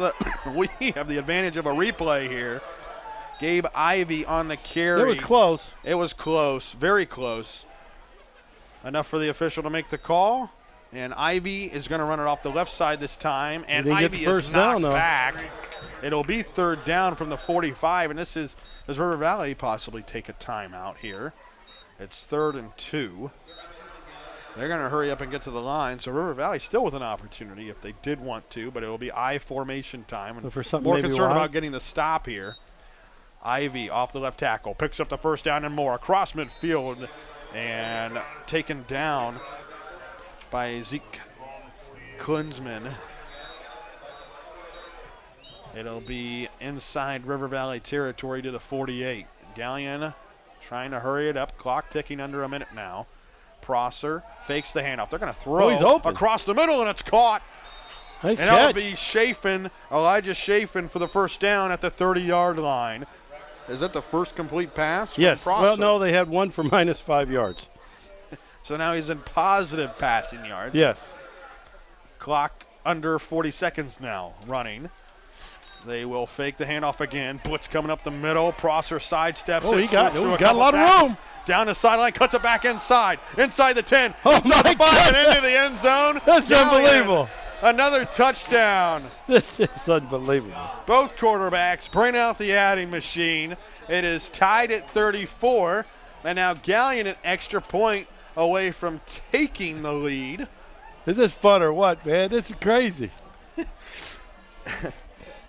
And a huge touchdown there for Galion because River Valley is going to get the football to start the second half. And Prosser did all the work that time, trying to replicate the efforts of Cayden Shidone. And he says, I could do you one better. 24.7 seconds on the clock. There's still time for River Valley. Yeah. Oh, yeah. There's plenty of time for them to score yet. Here comes the extra point, and he got it. Galion back on top for the first time since it was 7. Well, that's an important score because River Valley gets the ball first. Yep. Starts second half. So. How long was that touchdown run 30. by Braxton Prosser? A 30-yard touchdown run from Prosser, and they now take the lead at 35-34. And here on the OH report, you can kind of see the replay. I mean, he was stopped in the backfield, stopped again. Stopped there. Got a stiff arm. And then all of a sudden he made that cut. Boy, off to the races. Yep, just ran away from the defense, did Braxton Prosser. Obviously a stolen base threat when he plays baseball. A very, very, very good baseball player. So 35-34. And Galion the kickoff now with 24 seconds remaining in the half. Like I said, still River Valley with 2 timeouts. And the way that Cayden Shidone can throw the football, and this half is not over yet. No, it would be good for him to kick the ball back into the end zone again. So the lineup, Grant Butler deep to receive. And they will kick it deep, and Butler will let it go over his head and out of bounds. So no time taken off the clock there on the kickoff. And we'll see what Coach Doug Green has in store here with 24 seconds remaining in the half, and now his team down by 1. River Valley's biggest lead has been 14. Galion's biggest lead just a touchdown at 7, but back and forth, and this might be something where a last score wins here the way that both these offenses are going. Well, they're going empty, and he's got quads over here. Look for possibly this one-on-one over here to the far side of the field, or something over the middle. With the 2 timeouts, they got all kinds of options, but there it is, just what we talked about. Down the left side and tipped up and intercepted. Holy moly, how'd he play? Down the sideline, got the tip and picks it off inside the 25, inside the 20, down the left hash. Oh my goodness. And Logan Shipley off the tip picks it off for the Galion Tigers, and a sudden turn of events with 9 seconds left. Now here's where you got to really be smart, because they have no timeouts left. They got to throw the ball, throw it in the end zone, take a shot in the end zone, but you got to tell Prosser absolutely he cannot take a sack. And River Valley is going to take a timeout. You mentioned it. This is an obvious throwing situation. Ball is at the 13-yard line of River Valley, and that was possibly it could have been a touchdown the other way. He was open, and it was in his hands. You know, and he just tipped it. Here it is again on the OH report. Yeah. I mean, it's right there. It bounces off his face, and all of a sudden he's complaining that he missed it. And Shipley's off to the races here. Oh, this would be massive if any points they get. But if they score a touchdown, really a huge turn of events. As we said, River Valley gets the kickoff, start second half. So we might top 70 points in the half. We're, 1 point away from that. So 9.7 on the clock. Prosser, or is this Cooper Kent?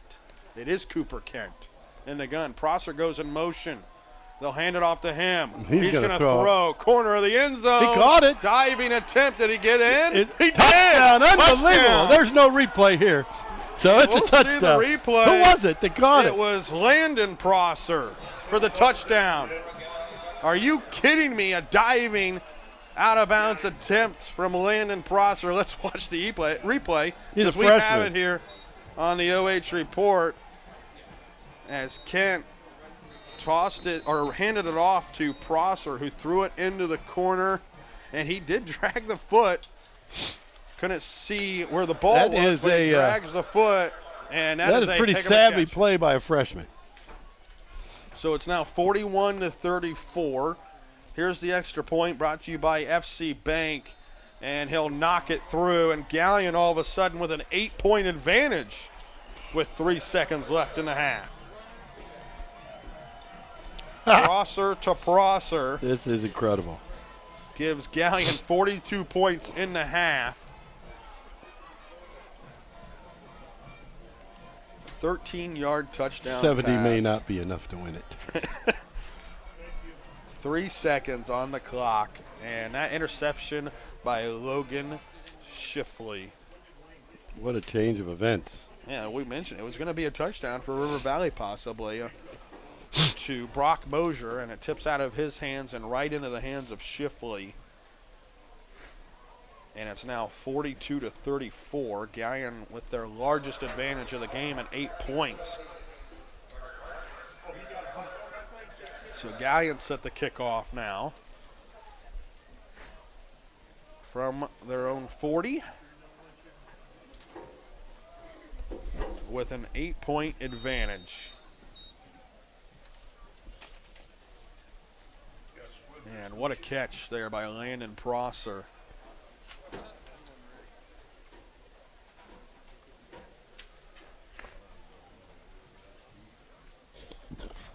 Grant Butler back deep to the receive here for River Valley. And they will squib it. And it will go through one receiver to the other. Jackson Caudill picks it up at the 20. Stiff arms. The clock has run out, and he has run out of bounds. And time has finally run out in this half. Little extracurricular events going on at the middle of the field, but that will end the half. 42-34. And I mean, my sheet is 3/4 of the way. Yeah, we might need a little more time to do the stats this half than it usually does. So halftime here in Caledonia, 42-34. Galion on top of River Valley, and that is not a final score. That is a halftime score here at River Valley High School. 42-34 at the half. Stay tuned for the Ohio News Network halftime show here on WBCO. Switch over to the OH report for the halftime shows from the bands. And we will be back here to recap the first half. 42-34 at halftime. Stay tuned. We'll be back. How many touchdown passes?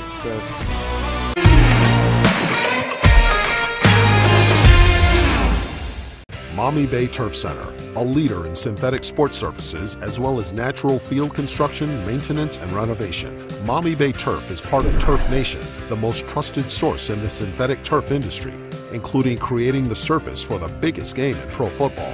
From professional, college, and high school sports to recreation and commercial projects. Check them out at MaumeeBayTurfCenter.com and see our large collection of finished projects and services. Maumee Bay Turf Center. We build better. Park National Bank treats your dreams like they're our own. It could be buying your first home together or making a lasting impact in your community, starting a new business on your old stomping grounds, or reimagining your current one to keep up with the times. No matter your financial goals, at Park National Bank, what means a lot to you means a lot to us. I know that I'm not Park's biggest customer, but I'm treated just like I'm Park's biggest customer.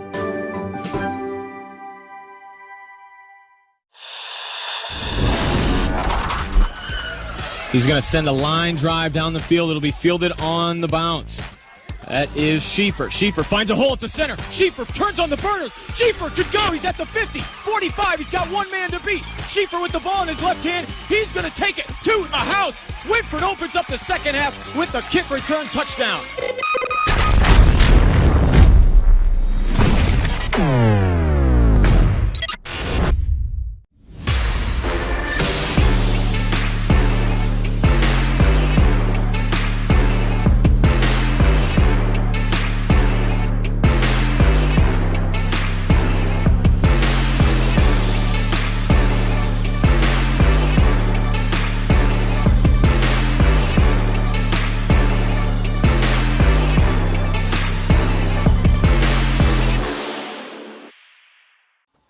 Take a look at all the action from Friday Night Football right here in North Central Ohio with great analysis, highlights, coach interviews, and so much more every single Friday night right here on the OH Report.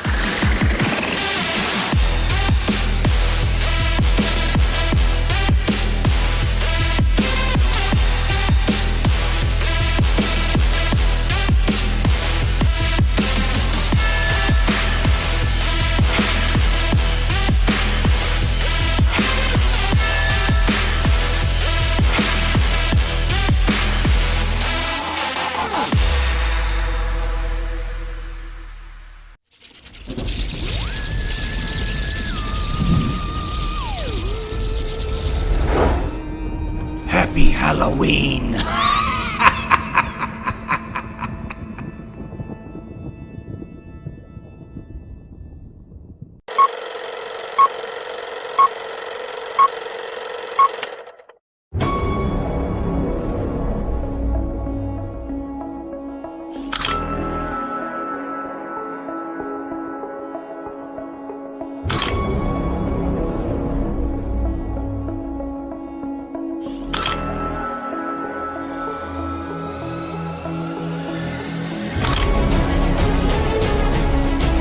Very nice look to Denbo. Well, behind the back move. Oh my goodness, ankle breaker. And it's the shot. Wow. Being aggressive and traveling. Or he's trapping. Inside to Holloway. 2-on-2 fast break. Ramsey has it, takes it herself. Off the glass. And Curfew comes back.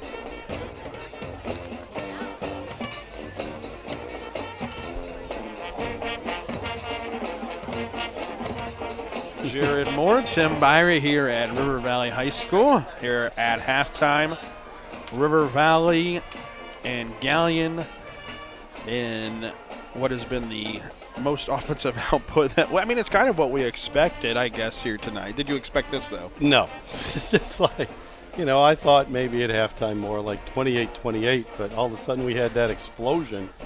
The Galion scores, and then they score again to take the lead, 35-34, and then, that interception, which was kind of a fluke thing that it looked like it almost bounced off the helmet of the receiver for River Valley, and he was open. He might have been able to score a touchdown, and it bounced off. It looked like his helmet, and ended up right into Logan Shipley's hands, and he runs it down and gets it inside the 25, and with 9 seconds left, they got one play. It's got to go into the end zone, and they run a little reverse pass, and it goes from Prosser to Prosser, and great play there. But no, you can't expect this. I mean, we had over 700 yards of offense in the first half, combined by the two teams, and so Galion had 9 first downs. River Valley had 11. Galion did it the way we thought they'd do it. They did it rushing. So they carried the ball 31 rushing attempts for 316 yards. So that means they're just averaging a hair over 10 yards a carry. Gabe Ivey, as we thought he would, led them with 20 carries for 214 yards. And it's amazing. He carried the ball 20 times. He's only 5'10", 160 pounds. But what a workhorse he is. And then Prosser, all of a sudden, at the end of the half, he had a couple big runs. So he's now got 7 carries. He's got 74 yards. But on the other hand, River Valley does it through the air, and they do it with one, I mean, he spreads the passes around, but their offense is, just like we talked about, 90% of their offense comes from Cayden Shidone, and tonight he's doing it just like he usually does. So he's 14 of 25. Throwing the ball for 275 yards, 3 touchdowns, but 2 costly interceptions. One his fault, one not his fault. And but Galion was able to turn both of them into touchdowns. And so he's got to end that. Running the ball, they don't rush the ball much, but they do a pretty good job of running the ball. They ran the ball 14 times for 94 yards. Most of the 10 of those carries were from Shidone for 82, so he's averaging 8 yards a carry. And most of those were on scrambles. And he just does a great job of improvising when he has to. And what an athlete, what a great player, and just really fun to watch. And this, obviously, if you like offense, this is really a fun game to watch. If you're a defensive guy, not so much. I like offense personally. I think we've seen enough games this year on the defensive side of things. Yeah. Throughout the last 9 weeks. I got to admit, I mean, both of them were very exciting games, but this is a little more exciting than the. What was it? Was it 7-3? 7-3. Crawford and Carey. You get that defense. Two of the great teams in the state. Here's my question now: if you put one of these teams up, well, obviously we saw Galion against Carey, but a team like River Valley against like a Colonel Crawford or a Carey, how do you think that turns out? Well, we saw a team similar to River Valley beat Colonel Crawford in Upper Sandusky. Yeah, who River Valley beat. They have a quarterback that wants to run around a little bit, that likes throwing the ball a lot, and very similar. And quite frankly, Crawford had trouble defending it. But I haven't seen Upper Sandusky play this year. Their defense has to be better than this, than River Valley. So River Valley did beat Upper earlier in the season. Yeah. Now I think it was week 1. Upper obviously comes close to beating Carey a week ago, which could be a little bit of a matchup nightmare for a team like Carey. Obviously, a couple divisions up, River Valley and Upper Sandusky in Division 4, but that'd be something interesting to see. But anytime you have a quarterback like Upper has, quarterback like Shidone, I mean, you always got a shot because they're going to make some plays, and they're going to make some plays that other guys can't, quite frankly, make. So just about set here for the second half, and I'd like to thank River Valley for hosting us, and they graciously brought us some hot dogs and some pops. They took orders. Yeah, they took orders at the beginning of the game. Holy moly. That's what happens when you come into River Valley territory, I'm telling Tim. you. Yeah, what a place. So thanks here to them. Set up nicely here in the booth, nice and warm as well. So that's definitely something well taken care of here. But I can say if you do go to Toledo Central Catholic, they do have food in the press box. They also have a lot more money, too. They also have some boxes. they have boxes, yes. All right, let's not compare. Actually, I was going to say, actually, it's not the school that has a lot of money. It is the Sullivan family that has a lot of money that built their stadium. Yes. And by the way, they also built the University of Toledo's indoor practice facility, and they built the student union at Xavier University. Yeah, so they got a little bit of cash. They're doing pretty good. Yeah, they got a little bit of cash. Should I run down the scoring drives? Yeah. Why not? You better go quick. You only got a minute. Okay. Gabe Ivey, 31-yard touchdown run to make it 7-0 Galion. Grant Butler, a 16-yard touchdown catch to tie it at 7. River Valley would then take a 21-7 lead. Butler with an 83-yard touchdown catch. Austin Whitley with a 2-yard run. And it was 27 River Valley after the end of 1. Ivy just a minute and 41 seconds into the second quarter gets Galion back in it. He would have 2 touchdown runs there to make it 21-21. Blake Mosier, a touchdown catch of 41 yards to make it 28-21 River Valley. Logan Schiffley, a 20-yard run to make it tied at 28. Galion would then trail 34-28 after a Cayden Shidone 3-yard run. And that is when Galion would take possession with a minute 50 left in the half.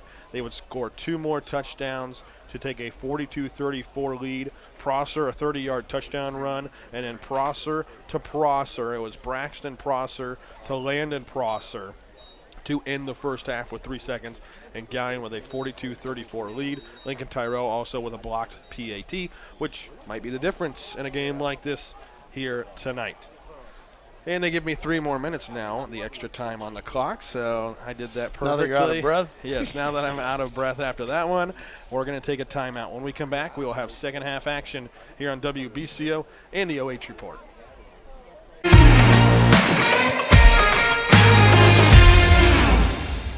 Maumee Bay Turf Center, a leader in synthetic sports services as well as natural field construction, maintenance, and renovation. Maumee Bay Turf is part of Turf Nation, the most trusted source in the synthetic turf industry, including creating the surface for the biggest game in pro football.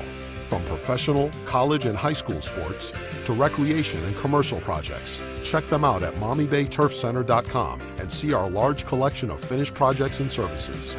Maumee Bay Turf Center. We build better.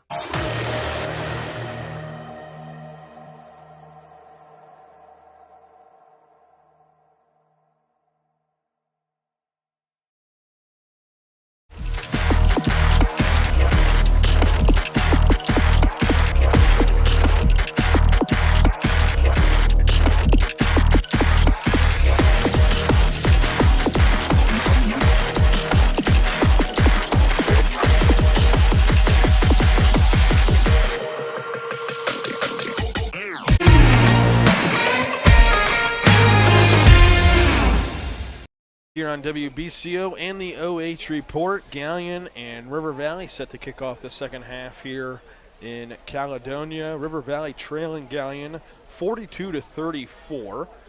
And tonight's high school football broadcast is brought to you live and free on the OH Report thanks to our generous sponsors, First Federal Community Bank. Banking locally just got a little easier.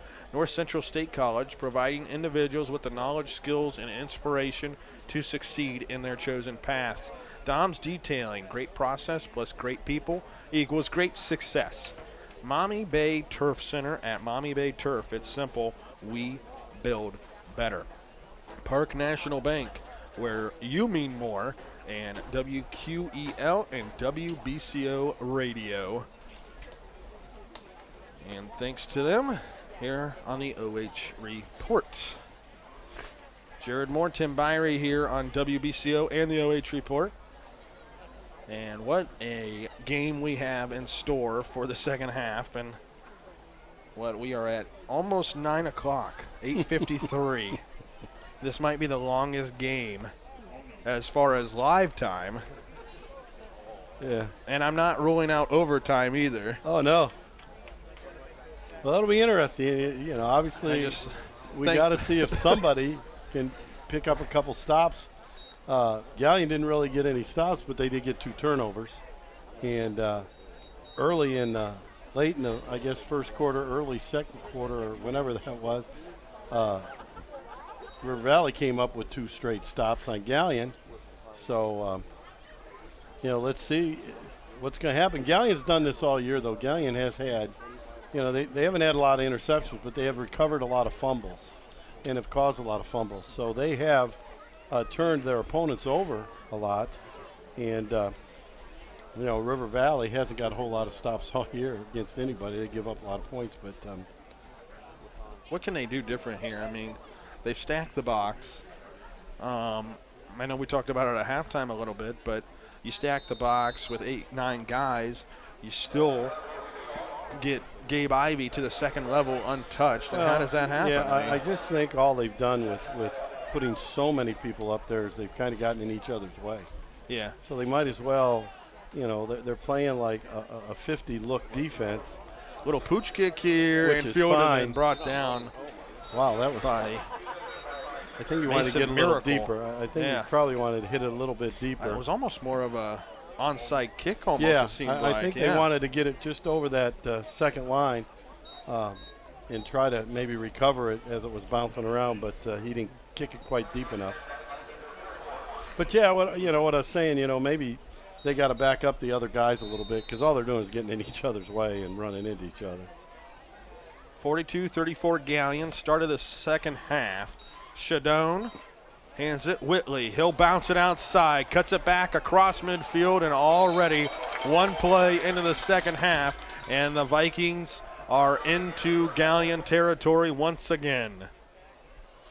Whitley just took that and bounced it outside along the left side and gets to the 45 of Galion. Once he bounces to the outside, Galion just had no one out there. And, you know, he didn't have anyone near him until he was 10 or 11 yards down the field. Shidone in the gun, Whitley to his right, 4 wide receivers on the field. Whitley takes it this time, and Whitley will be dragged down. Big old number 77 in there for the Tigers, Holden Hunter. Well, that was the same play. And Hunter did a good job of getting penetration, so he wasn't able to get to the corner so easily. So I don't know if this is a good or a bad thing for Galion, but, you know, obviously River Valley's an obvious passing down now for them. 2nd and 10. Shidone steps up and he's hit. Ball's on the ground. Ball's on the ground, and it's picked up by River Valley's Dylan Barr, able to dive back on top of it. Almost looked like he was in the throwing motion. We'll see here on the replay, and I think he was trying to pump fake it, and it just slipped out of his hands. And now it's 3rd and 21, all the way back at the 44. Well, that to be honest, that doesn't mean anything in this game. I think a couple times on 3rd down they've been 3rd and long, not quite this long. And one time I think they threw an 83-yard touchdown pass, and the other one they threw a 41-yard touchdown pass. So Shidone with an empty set. They'll stack 2 here along the left side. Trips to the right. Shidone, 4-step drop. He's going to step up. Heaves it deep. Has a receiver, and he just overthrows him. Intended along the right sideline for Blake Mosier. Coach Dick and the Galion defensive staff must be having a heart attack over there. I mean, it's 3rd and 21. And you let a guy get behind you. And you let a guy get behind you. And I mean, he only overthrew it by a yard. I mean, 3 feet shorter, and it's either a touchdown or a long game. And River Valley is going to punt for the first time tonight. Yeah, he's not very deep, so they must not think he's very, that he hits it real deep. And he gets it end over end. Very high, punt. nice kick. And to let it go, this is going to bounce inside the 5, and River Valley is going to drop it at the 1. Wow. Great punt. Elijah Chafin just let it roll behind him, and it rolls all the way down to the 1-yard line. Yeah. They might mark it at the 2, but still, this is the worst field position of the night for the Tigers, and we'll see if they have it in them to go 98 yards. 55-yard punt. First punt he's had. And, 54-yard punt. I guess they put it on the 2. But, well, the biggest thing here is ball security for Galion. They don't want to turn it over deep in and it's been River a difference Valley in the territory. game so far. River Valley with a couple of turnovers. Galion able to score on both of those drives. Prosser under center. Feeds it. Ivy. Uh-oh. He could hit 98 yards. He may go. Grant Butler chasing him down, and finally Jackson Caudill catches up with him at the 44-yard line, but a 43-yard pickup for Gabe Ivy. And Galion continues to thrash that River Valley defense on the 43-yard gain by Gabe Ivy. Yeah, just immediately, they're out of the shadow of their goal line, and, it was just their power off tackle play, and big hole for Ivy. Prosser's going to keep it this time, and he's stuffed. 2-yard loss. River Valley and Connor Belts got in there to make that tackle. Also, Colton Millizer in there as well. They've run that counter play with the quarterback a few times, and River Valley not fooled at all that time. 2nd and 12. And the Vikings desperately in need of a stop here. Prosser hands it again, and it looks like it's Shifley this time on the carry, and Shifley gets back to the original line of scrimmage to bring up 3rd down and 10. And I would be shocked if we see 2 punts in a row, one by each team. Yeah, that'd be something, wouldn't it? I mean, we thought the first one to 70, and then we thought the first one to 90. Now we might tone that back a little bit. I'd imagine we're going to either see a screen or Prosser rolling out. They have trips to the right, one lone wide receiver wide to the left. Prosser's going to keep it, and he's going to be stuffed again. Bounce Very back at the conservative. line of scrimmage. Prosser keeps it himself, and Colton Millizer in there to blow it up defensively, and Galion now facing a 4th down and 10. You almost thought since they went with that play call that it might be 4-down territory, and it looks like the punt team's coming on for the 2nd time tonight. He was going to have to gain more yards. He was going to have to get it up to at least the 50. So Landon Campbell. Millizer made back-to-back big plays on defense for River Valley. Landon Campbell to punt, bobbles it for a second, but gets it away, and it's not a great punt. It goes out of bounds, and we'll see where the official will run Here up. we go. As Here he comes walks the back walk to of the 30, death. walks back, and where does he stop? As he keeps going and going, it's like the Price is 42. Right. To the 38. 38, okay. Gosh. What's that little game on the Price is Right where the guy's going up and he keeps going and then he falls off the cliff? And he's yodeling, isn't he? Yeah. Yeah. That's that game that the refs play along. Kind of scary that someone your age knows about it. I mean, I get to stay home, watch TV all day. Tomato soup, grilled cheese on a nice sick day, staying home watching the Price is Right. That's where life's made, Tim. Shidone in the gun, fakes the handoff, throws it out wide. Butler makes the nice catch. Grasp it at the fingertips, turns it up, close to a 1st down across the 45. They'll mark him out at the 47, but a nice catch by Grant Butler. And gets River Valley down to a 2nd and 1. 7 minutes, 31 seconds left here, 3rd quarter. Hey, River Valley is starting to kind of slow it down offensively, too. Really nice job by Shidone there. Just that was a long throw to be able to gain that 9 yards on an outcut to the wide side of the field. And he hit it. Shidone hands it. Whitley runs into the back of his own player, but runs down the left sideline. Still running, and then ran out of bounds. Inside the 40 is Austin Whitley. Eludes a couple of tackles, gets all the way to the 37. And Galion kind of whiffing at a couple of tackles, but finally Gabe Ivy there to shove him out of bounds. Well, yeah, he ran right into the back of his blocker and, was then able to pop it outside and as you said, ran right through a couple guys that didn't make very good attempts at tackling him, and another first down for River Valley. 7:25 left here, third quarter. Shidone to throw, and it's tipped up in the air and batted to the grass.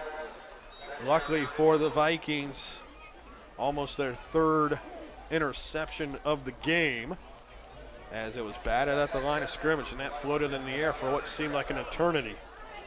Yeah, anytime you get those deflections, you just hold your breath to see if someone's going to be able to go make a play on the ball. So 2nd and 10 from the Galion 37.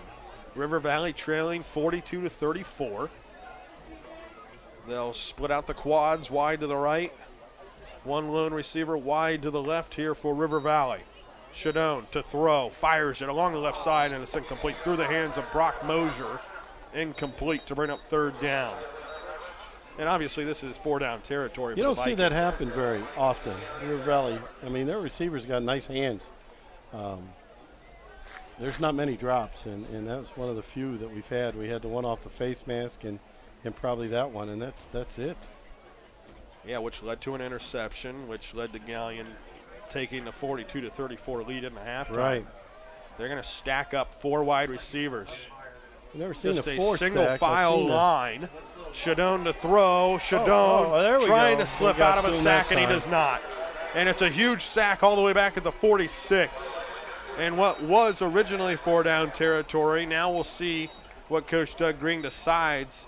He almost slipped through that one again, but he ran into his own offensive lineman and was unable to kind of run out of there, out of the middle of the pile. And that was, what, number 33, I think, who Landon Campbell. Who flipped back in there and made the play. But that's the first time they've really got him to the ground for one of those big other ones. He's fell or something. That's the first time they've really tackled him. And Chafin calls for the fair catch this time, and he muffs it, picks it back up, and is hit and smacked at the 12. And brought down on special teams by Austin Whitley. And Galion set up now at the 12-yard line, and we've had 3 punts in a row. Even if you muffed it, I didn't think you could pick it up and run. I don't know. He obviously did. Apparently I'm wrong, because there's like 5 guys out there in stripes that let him run it. Tim, your off-season homework assignment. I'm going to have to look up some rules. Is to read the rule book. Yes. So you can come back next year with a fresh set of rules. And they'll probably change them by then. I always felt I had my own rule book. And that's not the rule? No. Oh, okay. Did you ever argue a call and then you were wrong? Like the rule book? Yeah. But I actually, though, the funniest one is the opposite. A guy was he's a younger ref, and he told me I didn't know the rule. And I informed him I helped write the rule, which I really did. I was on the committee that helped write the rule.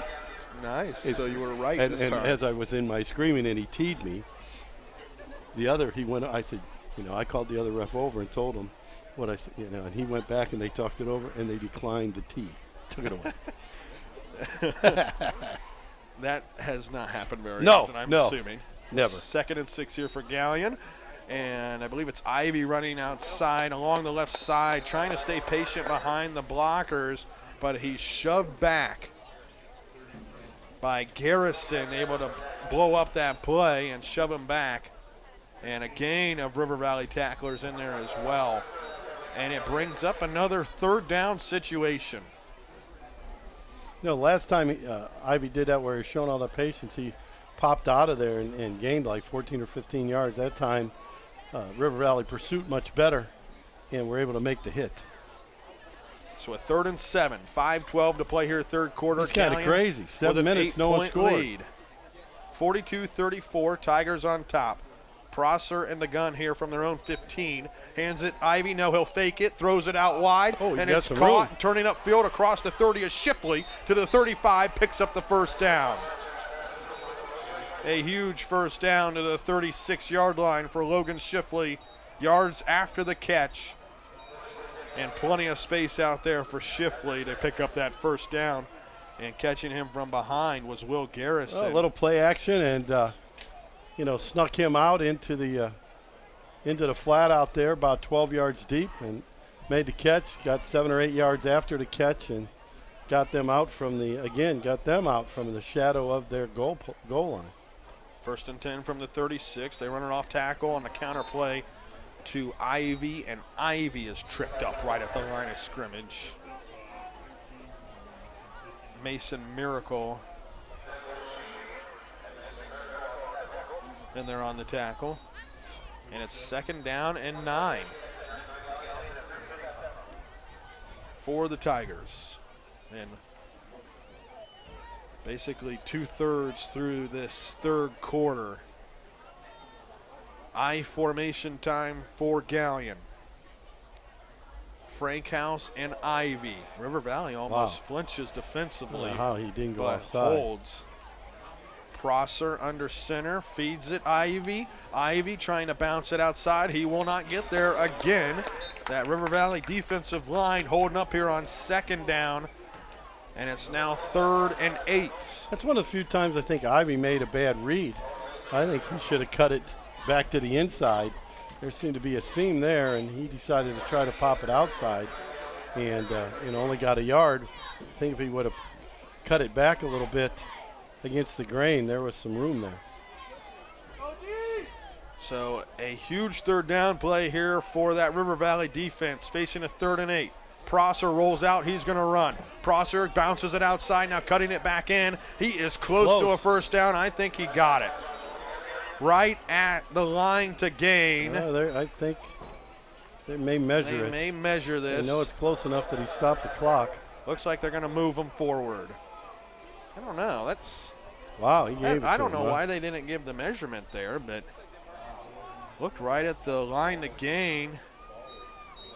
I think the ball was behind. I don't know. The ball looked behind the sticks. Well, that was just a straight quarterback run there. He just reversed out, and he was running it. But, yeah, there he goes. I think he got it. I think he did where you see that. I think it might have been a little bit lesser of a spot than he should have gotten, but picks up the 1st down. 1st and 10 from the 38. Prosser rolls out. Pressure coming from the backside. Throws it incomplete across the middle. Caudill tries to drag him down, but not before he gets a 9-yard pickup. And making the catch coming out of the bottom of the pile for Galion was Landon Campbell, the tight end.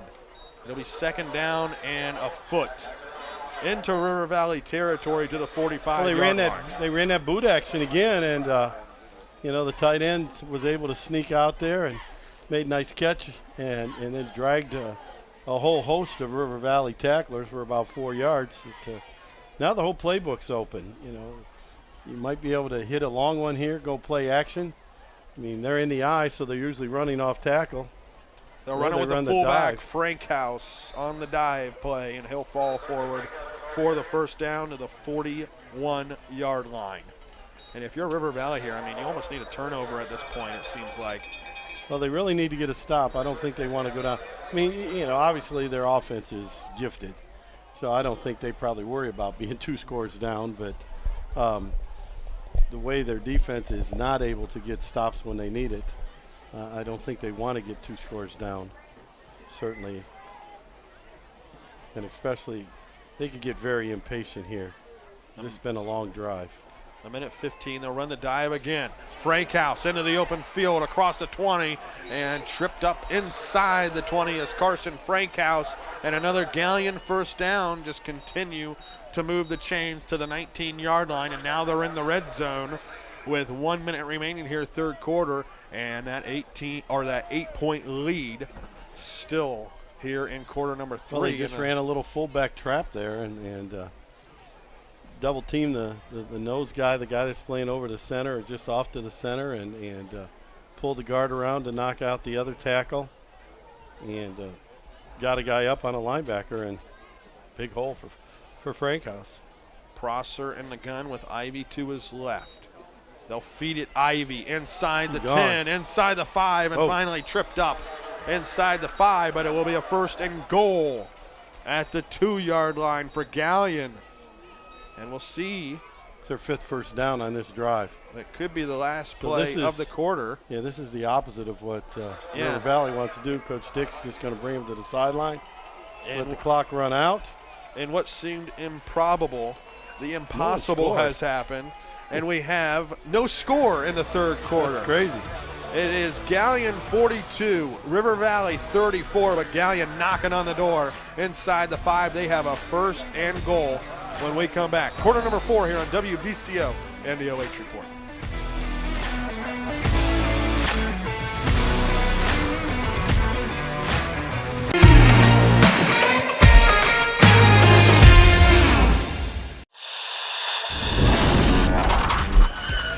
He's going to send a line drive down the field. It'll be fielded on the bounce.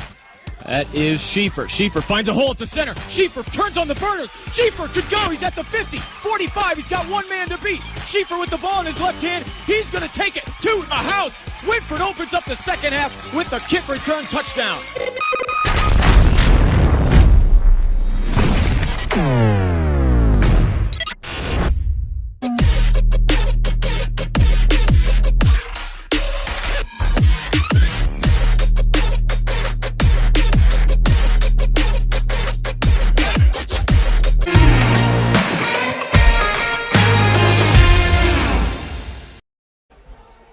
Galion continues to hold the lead, 42-34, as we head to quarter number 4. They have a first and goal from the 2-yard line. Switch end zones, walk it back all the way to the other side of the field. Jared Moore, Tim Birie here on WBCO and the OH Report. They'll line up in the I formation. Ivy, the deep back.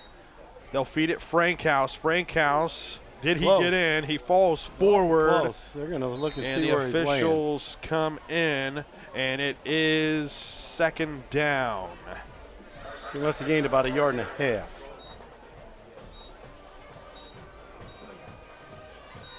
So second down and 1. Less than second 1. and goal from the 1. It's about, it looks, from our picture on the OH Report here, it looks like it's about 2nd and 6 inches. So I wonder if they'll go quarterback sneak or they'll hand the ball off again to Frankhouse. I formation once again here for the Tigers. Prosser under center in the I formation. And I don't know. Oh, now he's Frankhouse will get in for 6. The OH Report, a nice little touchdown call. They called it.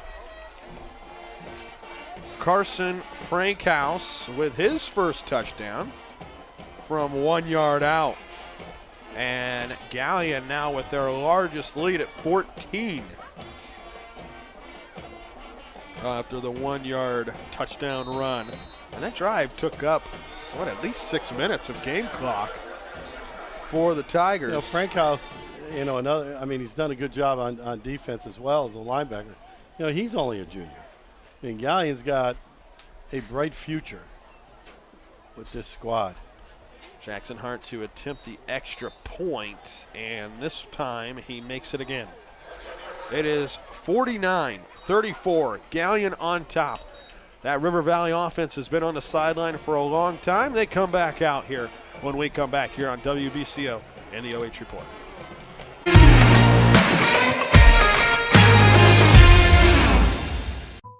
Park National Bank treats your dreams like they're our own. It could be buying your first home together or making a lasting impact in your community, starting a new business on your old stomping grounds, or reimagining your current one to keep up with the times. No matter your financial goals, at Park National Bank, what means a lot to you means a lot to us. I know that I'm not Park's biggest customer, but I'm treated just like I'm Park's biggest customer.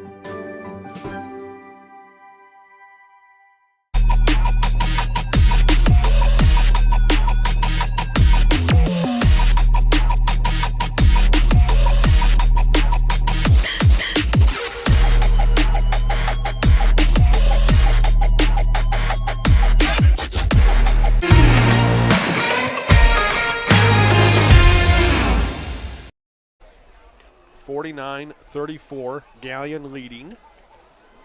Their largest lead of the game, 15 points, but we know that River Valley offense can score in a hurry. But that is our first score of the second half. A 1 yard touchdown run by Carson Frankhouse. Grant Butler back deep, and he will let it fly over his head through the end zone for another touchback. I'll tell you, that's a great weapon Galion has to Yeah, and we mentioned it, the special teams might come into play where that blocked extra point could prove costly, but River Valley's defense also has to get a stop. And their playoff hopes are still alive, but hanging on for dear life. They could get in with a loss. And again, but it also could be 15 or 16. And they could be heading to Cleveland next weekend. To play Glenville. And I think they will have a little trouble stopping the Glenville offense. Or they could play West Holmes, who's averaging like 50 points a game already. Shidone throws it out wide, and the flat making the catch is Whitley. Turns it up to the 30-yard line, and he's tripped up there at the 30. Lincoln Tyrell and Connor Gansham in there on the stop. But a first down pickup there for the Vikings to the 30-yard line.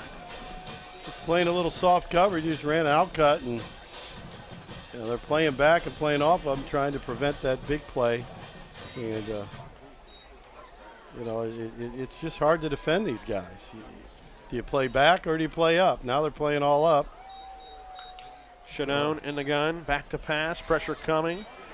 Slips through that tackle, slips Got through a lot another, of room. runs along the left side, heaves it, Butler, and completes. See, that's Shidone had a ton of space. That is a bad decision on his part. He had all kinds of room to run. And the receiver on that side was on the crossing route across the middle of the field, taking his defender with him. Shidone had plenty of space. Yeah, he throws the ball across his body. He really didn't get his shoulders turned really well going left.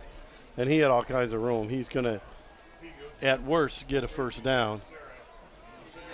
And I think after his stats tonight, he is over the 3,000 yards passing and the 1,000 yards rushing. Would I be right on that? Well, he had 62 yards rushing. Yeah. I think you said he needed 50-something. And he's got 293 yards passing. Yeah, so he's definitely there on the passing side. I think he's way over on passing. He's like 3,100, I think. Shidone to throw, finds Butler along the left side. First down, across midfield. Butler with a burst. Butler down the sideline, and he's chased down from behind. Finally, Jacob Chambers there to make the touchdown-saving tackle. But Butler down the sideline picks up a huge first down for the Vikings. And Shidone needed 68 yards rushing to pick up 1,000 for the season. And throws it on the slant route. I thought there was some contact out there on Brock Mosier, but it falls incomplete. Maybe threw it behind the receiver, did Cayden Shidone. And it's 2nd and 10 from the 15. 10-17 to play in the game. Galion 49, River Valley 34. Trips to the right for the Vikings. Whitley in the shotgun with Shidone. They'll fake it to him. Runs it up the gut. Shidone with a juke inside the 5. Spun down inside the 5. Picks up the first down. And it's 1st and goal for River Valley. Shidone gives the Vikings only 3 yards to pay dirt. With the clock at 10 minutes left here in the game. He's over 400 yards of total offense now.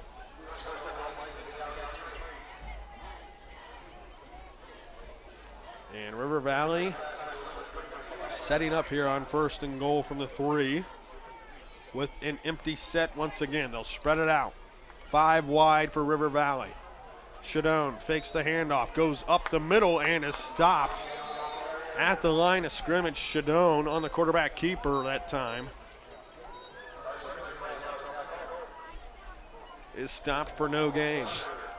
Yeah, they ran a similar play, but earlier when he had a good gain, but he didn't ride the guy as long as he did the last time they ran that play. He stuck it in there and he even took a couple steps with the running back and then decided to keep it, so he really had the linebackers flowing out of there. This time he pulled it a lot sooner, and the linebackers were still all in the middle of the field. Shidone this time gives it to Whitley. Whitley is pushed back again, trying to fall forward, but he stopped once again, this time at the 1-yard line. So 3rd and goal from the 1, and if anything, this is taking time off the clock for Galion, forcing a couple more plays. Well, it was a really good job by Whitley because he was stopped at the line of scrimmage or behind it, and he finally pushed the pile a little bit to get it to the 1. So 3rd and 1. Shidone Going to take it himself, and he's going to take it in for the 6. Cayden Shidone from 1 yard out gets the touchdown, and we'll see if River Valley decides to go for 2 now, or will they wait? Exactly. And I mean, at least you know. Yeah, I think they're going for 2, and at least you know what you have to do if you do score here on the 2-point conversion or do not. So they're setting it up. And Shidone is standing at the 10-yard line. They're going to call timeout. I thought maybe they're going to run one of those plays where he was acting like he didn't know what to do, and they're going to snap it to someone else. Yeah, he was looking back. He was standing 8 yards behind he's the standing play. back there. So, okay, so we'll keep it right here with 8:27 to play in the game. River Valley trailing by 9 now, and it looks like they're going to go for 2. What do you expect here from the play call? I mean, we saw 3 straight runs there for the Vikings. You know, it'll be interesting because, you know, Shidone has run the ball really well. You know, this whole, probably since the middle of the first quarter on. You know, so I don't know if they're going to just run a running play with him and have him keep it, or maybe give him some kind of run pass option, maybe getting him out on the perimeter. And like I mentioned, that drive took up some clock. Yeah, it's kind of a long drive for them. Where you know, they did have a couple long plays, but yeah, this is one of their longer scoring drives. So the Vikings looking for the 2-point conversion to get them within 7. Whitley to the left of Shidone in the gun. 2 wide receivers on the field for the Vikings. Looking for the jump pass, and it's caught for 2. Tim Tebow would be proud. Will Garrison, you could see it coming from a mile away. Shidone snuck right to the line of scrimmage, jumped up. Garrison got behind the defense for 2, and River Valley within 7 with 8:27 to play in the game. It's Galion 49, River Valley 42. We will be right back.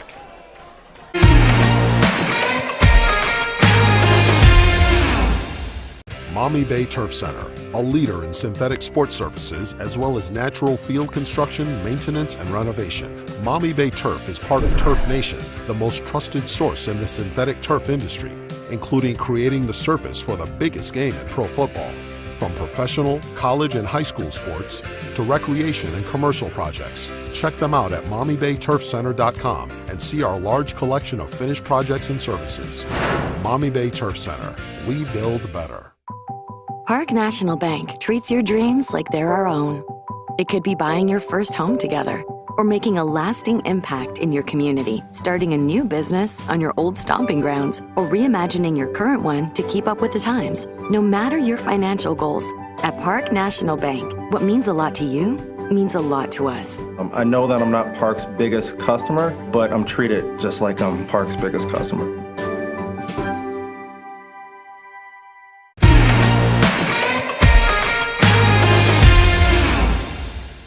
Is picked up over along that right side. Aiden Schmidt, I believe, on the 17. Yeah, he made a good play on it. They didn't have their hands team in there or anything, and his ball's bouncing around, and he got on one of the higher hops and got it and got on the ground. And so Galion's got a short field right now. Ball at the 50-yard line. They lead it 49-42. Can River Valley get the much-needed stop here? I mean, obviously we know their offense can put it in rather quickly. But a stop, they do only have 2 timeouts. Prosser feeds Ivy. Ivy along the right side, dragged down at the 46. A pickup of 4 yards for Gabe Ivy. And the Tigers right back into Viking territory. Ivy is approaching 300 yards of rushing. He's now at 283. 2nd down and 6 from the 46. 8 minutes to play in the game. Galion leading by 7. I formation once again for Galion. And they're going to let this play clock run down. It's under 10 now. Prosser Feeds Ivy again. Ivy and into the open. Ivy inside the 20 before he's pushed down. But Ivy with another first down just stays right behind his lead blocker, almost kind of shoving him in front of him, and just takes it all the way inside the 20-yard line. Gabe Ivy. And he's now at 311 yards. Just what Galion was looking for, get a couple first downs, take a little time off. They're going to, not snap the ball early at all. The nice thing having these play clocks in front of you so they know they can snap the ball at once it gets under 5 seconds. Under center, they'll feed it to the fullback this time in Frankhouse. Frankhouse pushes the pile forward to the 15. A gain of 3 on the play for the Tigers after Frankhouse on the first down run. 2nd down and 7. Clock at 6 minutes and 50 seconds.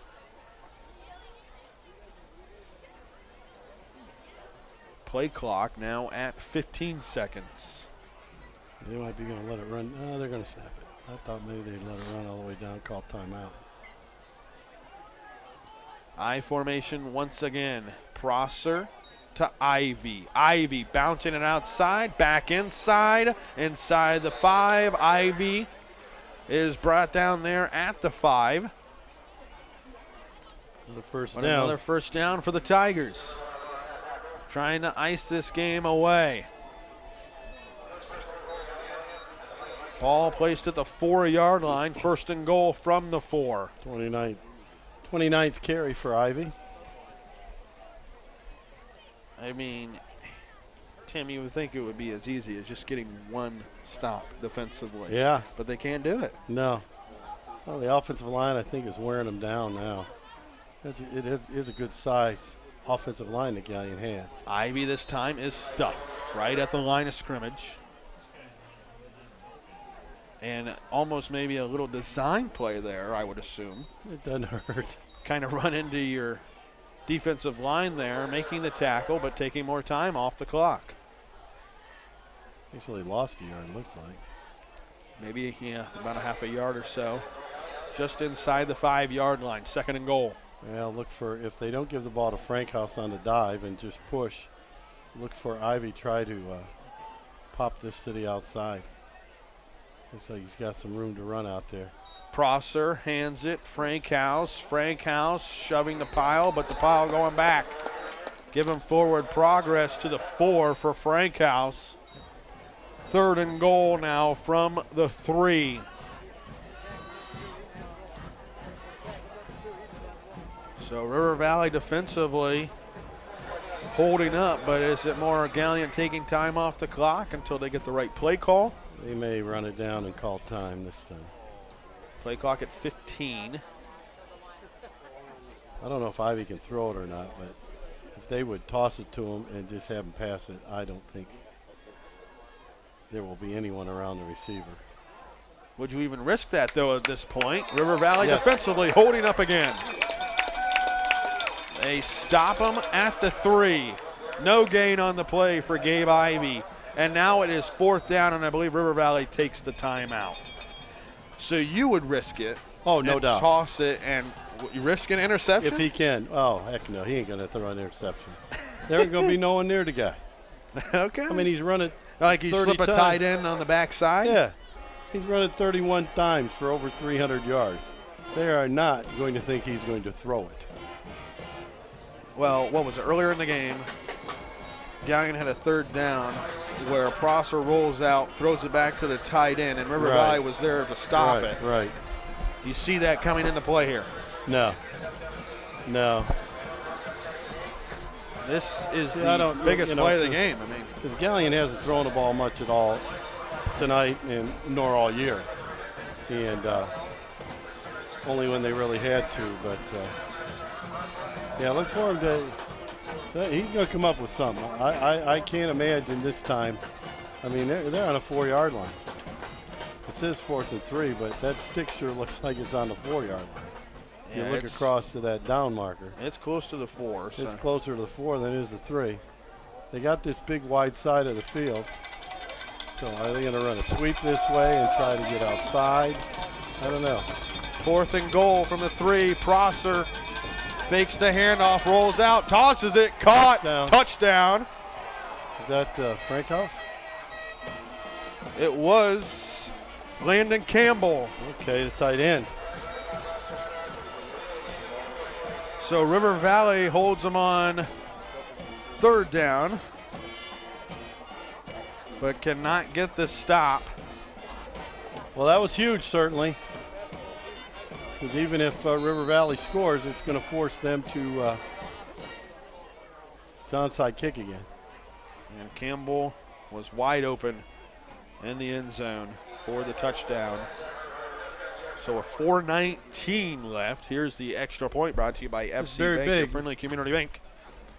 It is up, and he knocks it through. Galion, 56, River Valley, 42, 4:19 left here in the game. Stay tuned here on WBCO and the OH Report.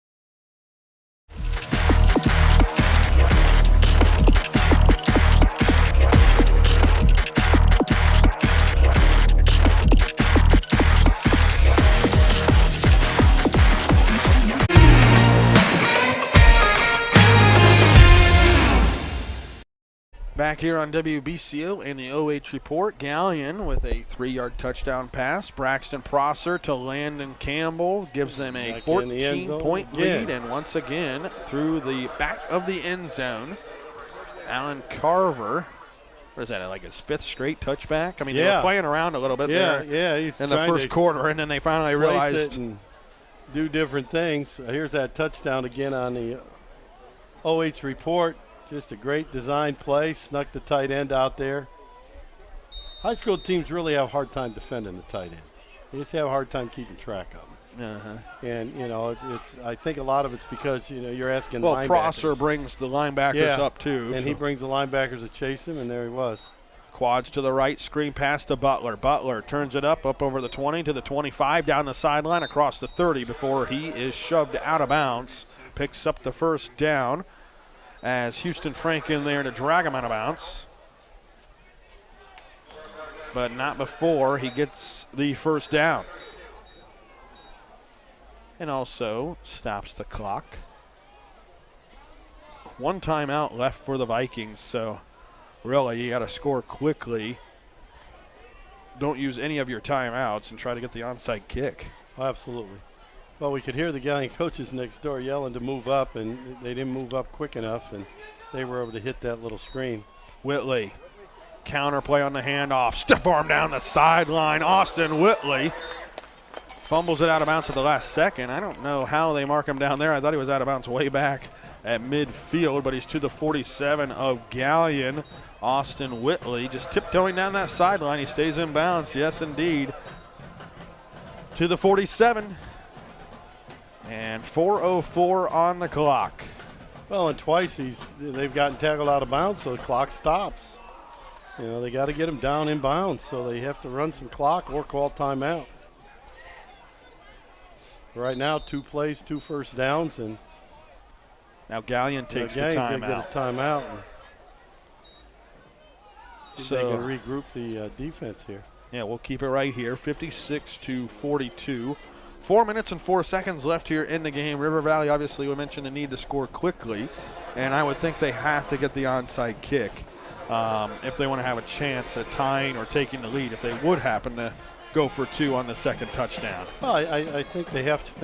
recover the onside kick, because these last 2 drives for Galion, it showed that they're just able to run the football at will and run their power offense and keep getting first downs. So if they don't recover the onside kick, I'd be very surprised if River Valley's defense is able to get a stop.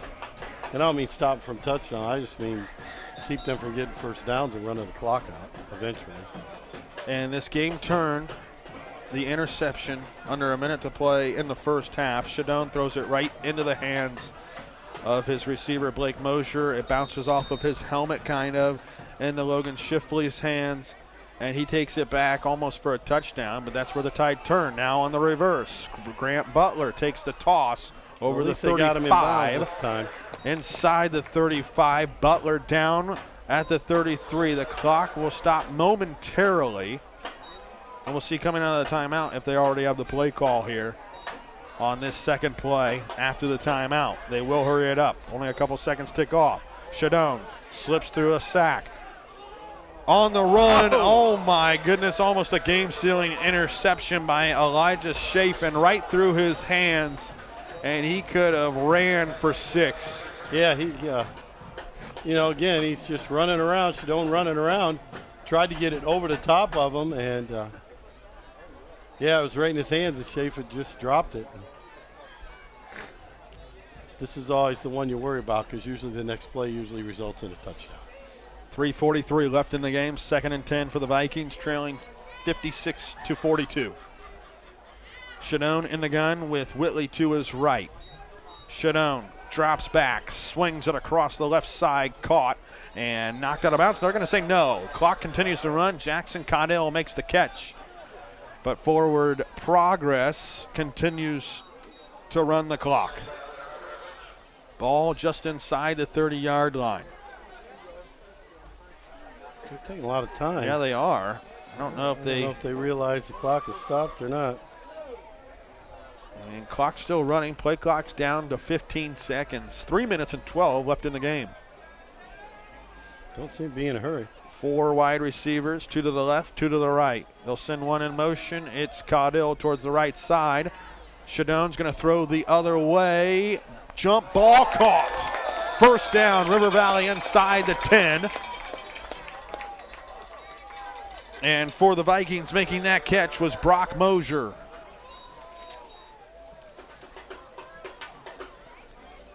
And River Valley, 1st and goal. Shidone steps up, and he's going to be dropped at the 6, right at the line of scrimmage is Shidone. Nowhere to throw as everyone was covered in the end zone. Now 401 yards passing.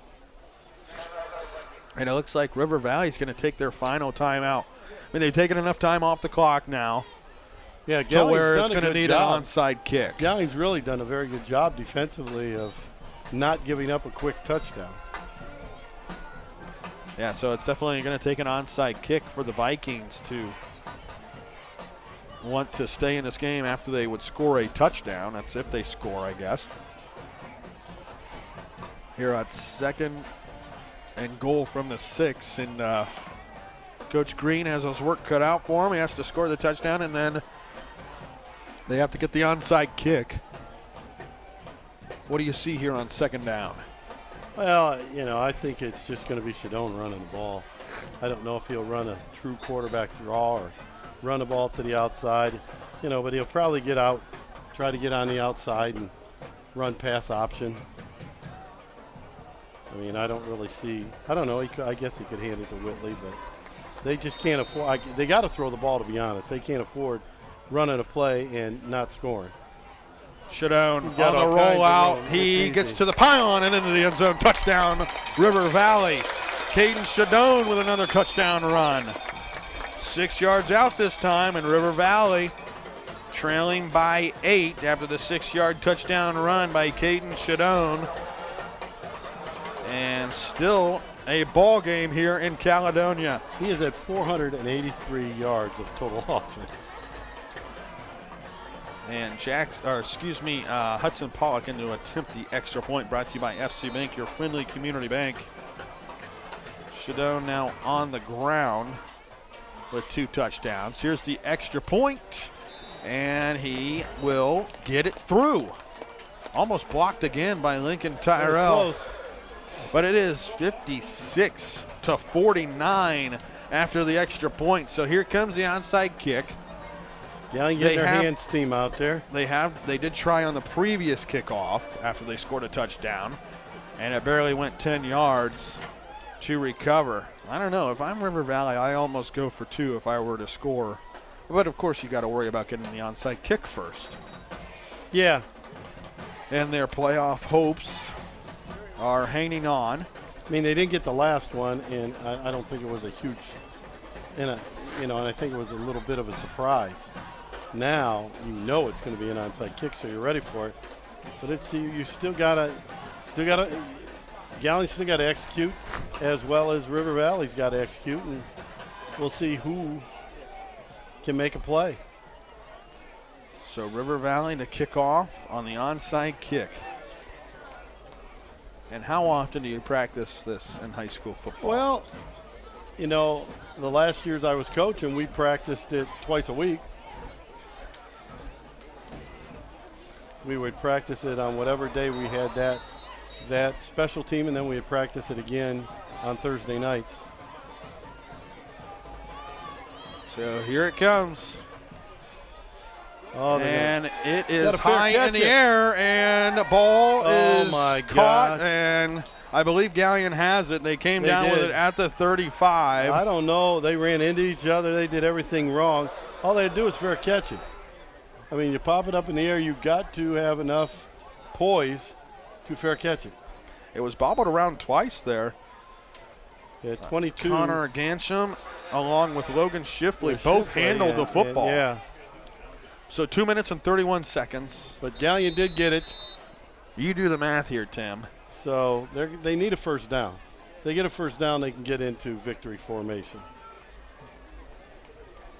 But all they need is one. Unless they get it too quick. Offset eye here for Galion. Prosser hands it. Ivy to the 41 and dives forward to the 42. They have to get to the 45 for a first down. River Valley cannot stop the clock. Well, and that's almost a perfect run, because now you can run, if you want, you can run Frank House maybe 2 times to get the first down. But Coach Dick would probably like to say, hey, just don't get the first down on this one. Get it on the next one. Gain a couple yards and then fall down. So 2nd down and 3 for Galion. Looking to ice this game out right here. Going to be in Gabe Ivy's hands. Yep. A fumble! Oh my gosh. It's loose on the ground. Galion recovers. Oh my goodness. Oh my goodness. Braxton Prosser falls right back on top, and that's why they continue to play. 3rd and 7. That's huge. That's absolutely huge. Just look for Galion this time, maybe to take it all the way down to a second call timeout. It almost looked like Ivy was expecting Prosser to just keep that. Yeah, I don't know if it was that or he just was late getting reversed out, because he reversed out to, instead of giving a straight handoff, he reversed out and it's mishandled it. 1 minute and 6 seconds. Call timeout. They call the timeout with a few seconds to spare on the play clock. So they can get it down to, they can run this play and get it down to about 20 seconds. If they avoid disaster, though. But there it is, and I think he just missed a handoff. So it'll be at the 38-yard line, 3rd and 7. Like I mentioned, they have to get to the 45-yard line to pick up the first down. And if they do, obviously the game's over, but still clock left if they do not pick up the first down. I would expect River Valley to bring the house on a punt. And here's the next thing. If they bring the house, do you have enough guts to fake it and run around the end? I don't know. You used to coach with him, so what do you think? I don't think he does. He's a little more conservative than me. Would you do it? Oh, I might think about it. So what do you run on that? Just tell it matters who their punter is. if your punter's fast. It's Landon Campbell, the tight end. Yeah, so he's not as burner. fast. He's got decent speed, but probably not enough. Just tell him to run around the end because they're all going to become running up the middle, running at the punter. So just take off, or if he can throw it at all, just run over there and toss it over the line of scrimmage a little bit because everybody's going to be coming to block it. But then you got to catch it. Ivy off the tackle. He'll pick up the first down, and he calls ball game. No, he runs out of bounds, but picks up the first down regardless. Yeah. They still have to run 2 more plays now, but they'll take a knee. And Gabe Ivy calls ball game and gets the first down. So it'll be into River Valley territory at the 49. Well, he ran for 341 yards, so I think Coach Dick's going to excuse him for running out of bounds. Of course, like we mentioned, but they are going to have to take a knee twice. Yeah. They'll take the first knee and run 1 more play. But Galion is going to escape with a win. They got the turnovers when they needed them. And River Valley will hinge to see what happens in the rest of the division and region to see if they make the playoffs or not. Most importantly for Galion, they avoid playing Glenville or West Holmes.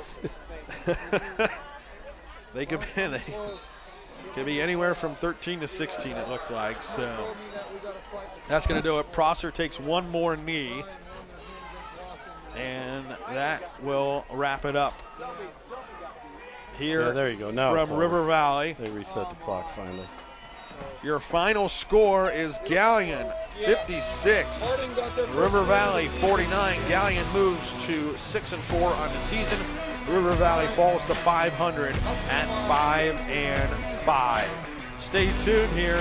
Week number 10 is over, but the playoffs coming up next week.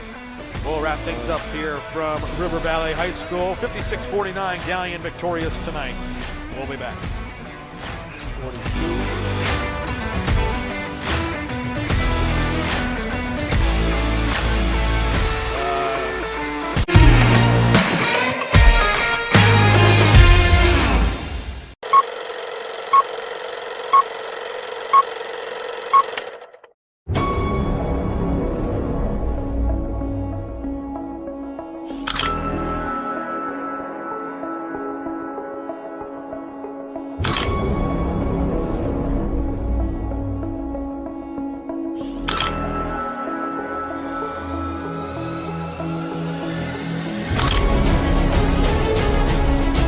Birie, nice look to Denbo. Well, behind the back move, oh my goodness, ankle breaker, and it's the shot! Wow! Are you aggressive in traveling? Are you trapping? Inside to Holloway. 2-on-2 fast break. Ramsey has it, takes it herself, off the glass, and Crestview comes back.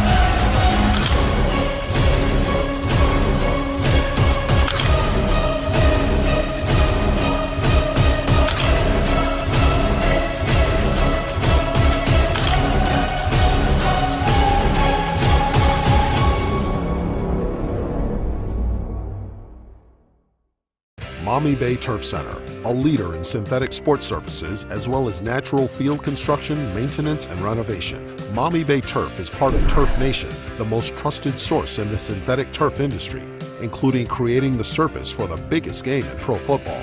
From professional, college, and high school sports to recreation and commercial projects, check them out at MaumeeBayTurfCenter.com and see our large collection of finished projects and services.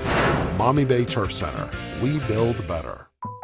Park National Bank treats your dreams like they're our own. It could be buying your first home together, or making a lasting impact in your community, starting a new business on your old stomping grounds, or reimagining your current one to keep up with the times. No matter your financial goals, at Park National Bank, what means a lot to you means a lot to us. I know that I'm not Park's biggest customer, but I'm treated just like I'm Park's biggest customer.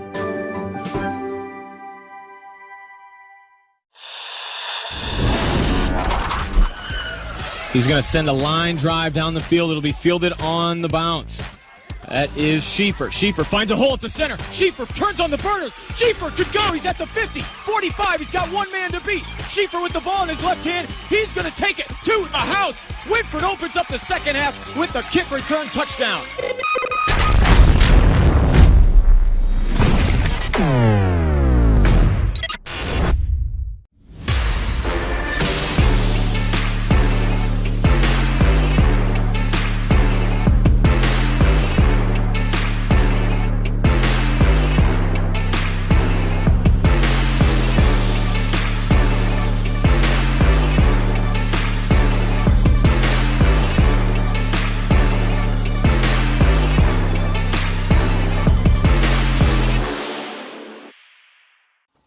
Take a look at all the action from Friday Night Football right here in North Central Ohio with great analysis, highlights, coach interviews, and so much more every single Friday night right here on the OH Report.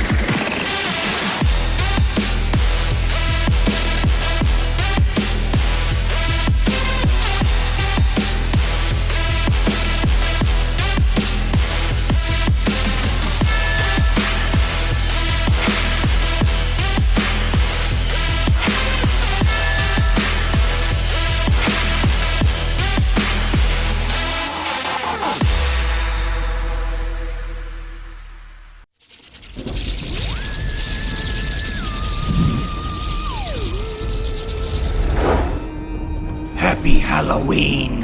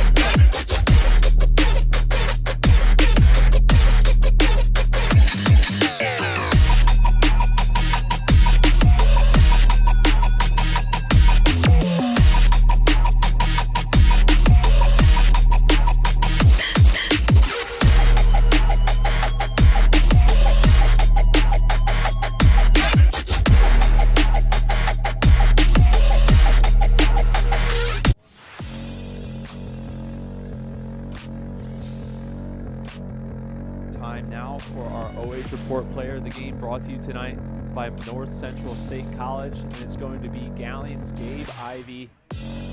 Monstrous night for you tonight, Gabe. 341 rushing yards on 33 carries and 3 touchdowns. So all those touchdowns at least in the first half. So just kind of walk me through the offensive line play, the blocking for you tonight, and what you were able to do in that first half. Oh, thank you. Just cut it to where it needs to be, and those men on the line, I run behind them any day. They open some holes you can drive trucks through. It's just a beautiful thing. You saw a couple times I got stumped, and that just shows you I couldn't do anything without them, because they without them I'm pretty much just a regular guy. Week 10, obviously this season has brought so much ups and downs, but I think the story of the Galion Tigers regular season is truly incredible. Just what you've been able to do as a team collectively. You finished at 6-4 on the regular season and heading to the playoffs. You'll have third possession, sole place of third possession this year in the MOAC. So just kind of walk me through how you feel looking back on the regular season and what you guys were able to overcome and do. What happened to Coop, it just shocked all of us, but I just remember going to practice that day, and coach was like, we gotta do it for him. So we made sure that we went out that week, beat Upper, and coach is always telling us to go 1-0 every week. It's not about, making it to the playoffs or winning MOAC. It's just about going 1-0 every week, and that's how you get it. And right now we're working on 3 wins. That's how it goes. And so, like you said, there's a ton of fight in this team. Obviously, you'll take it 1 week at a time. In the postseason as well, but just talk to me a little bit about the bond of this group too. Obviously came very close together ever since what you talked about, and it's just kind of grown from there. What do you kind of expect, how far the bond can take you and empower you in the playoffs? Before that happened, we kind of had our own little groups. We weren't really that tight knit, but then after that we knew that anything had happened, and that we just needed to you're good. That we just needed to.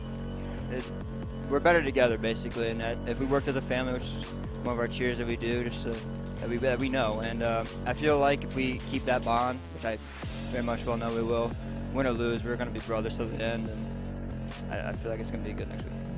And then finally, I just talked to you briefly about a ton of people watching and commenting from Galion tonight. I know that community's proud of this team. If there's anyone you want to give a special shout out to, I'll let you do so. Gabe's, thank you guys. You really energized our season. We did it for you guys. It's a blessing to play on a team that Coop played on. Well, again, the ever so well-spoken Mr. Gabe Ivey, 341 yards, 3 touchdowns again on a huge win for Galion. Congratulations and best of luck to you and the rest of your teammates in the postseason. Thank you, sir. All right, we'll take one last quick break and be back to wrap things up.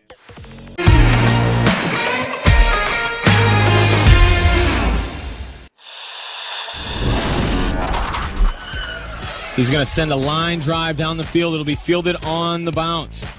That is Schieffer. Schieffer finds a hole at the center. Schieffer turns on the burners. Schieffer could go. He's at the 50, 45. He's got one man to beat. Schieffer with the ball in his left hand. He's going to take it to the house.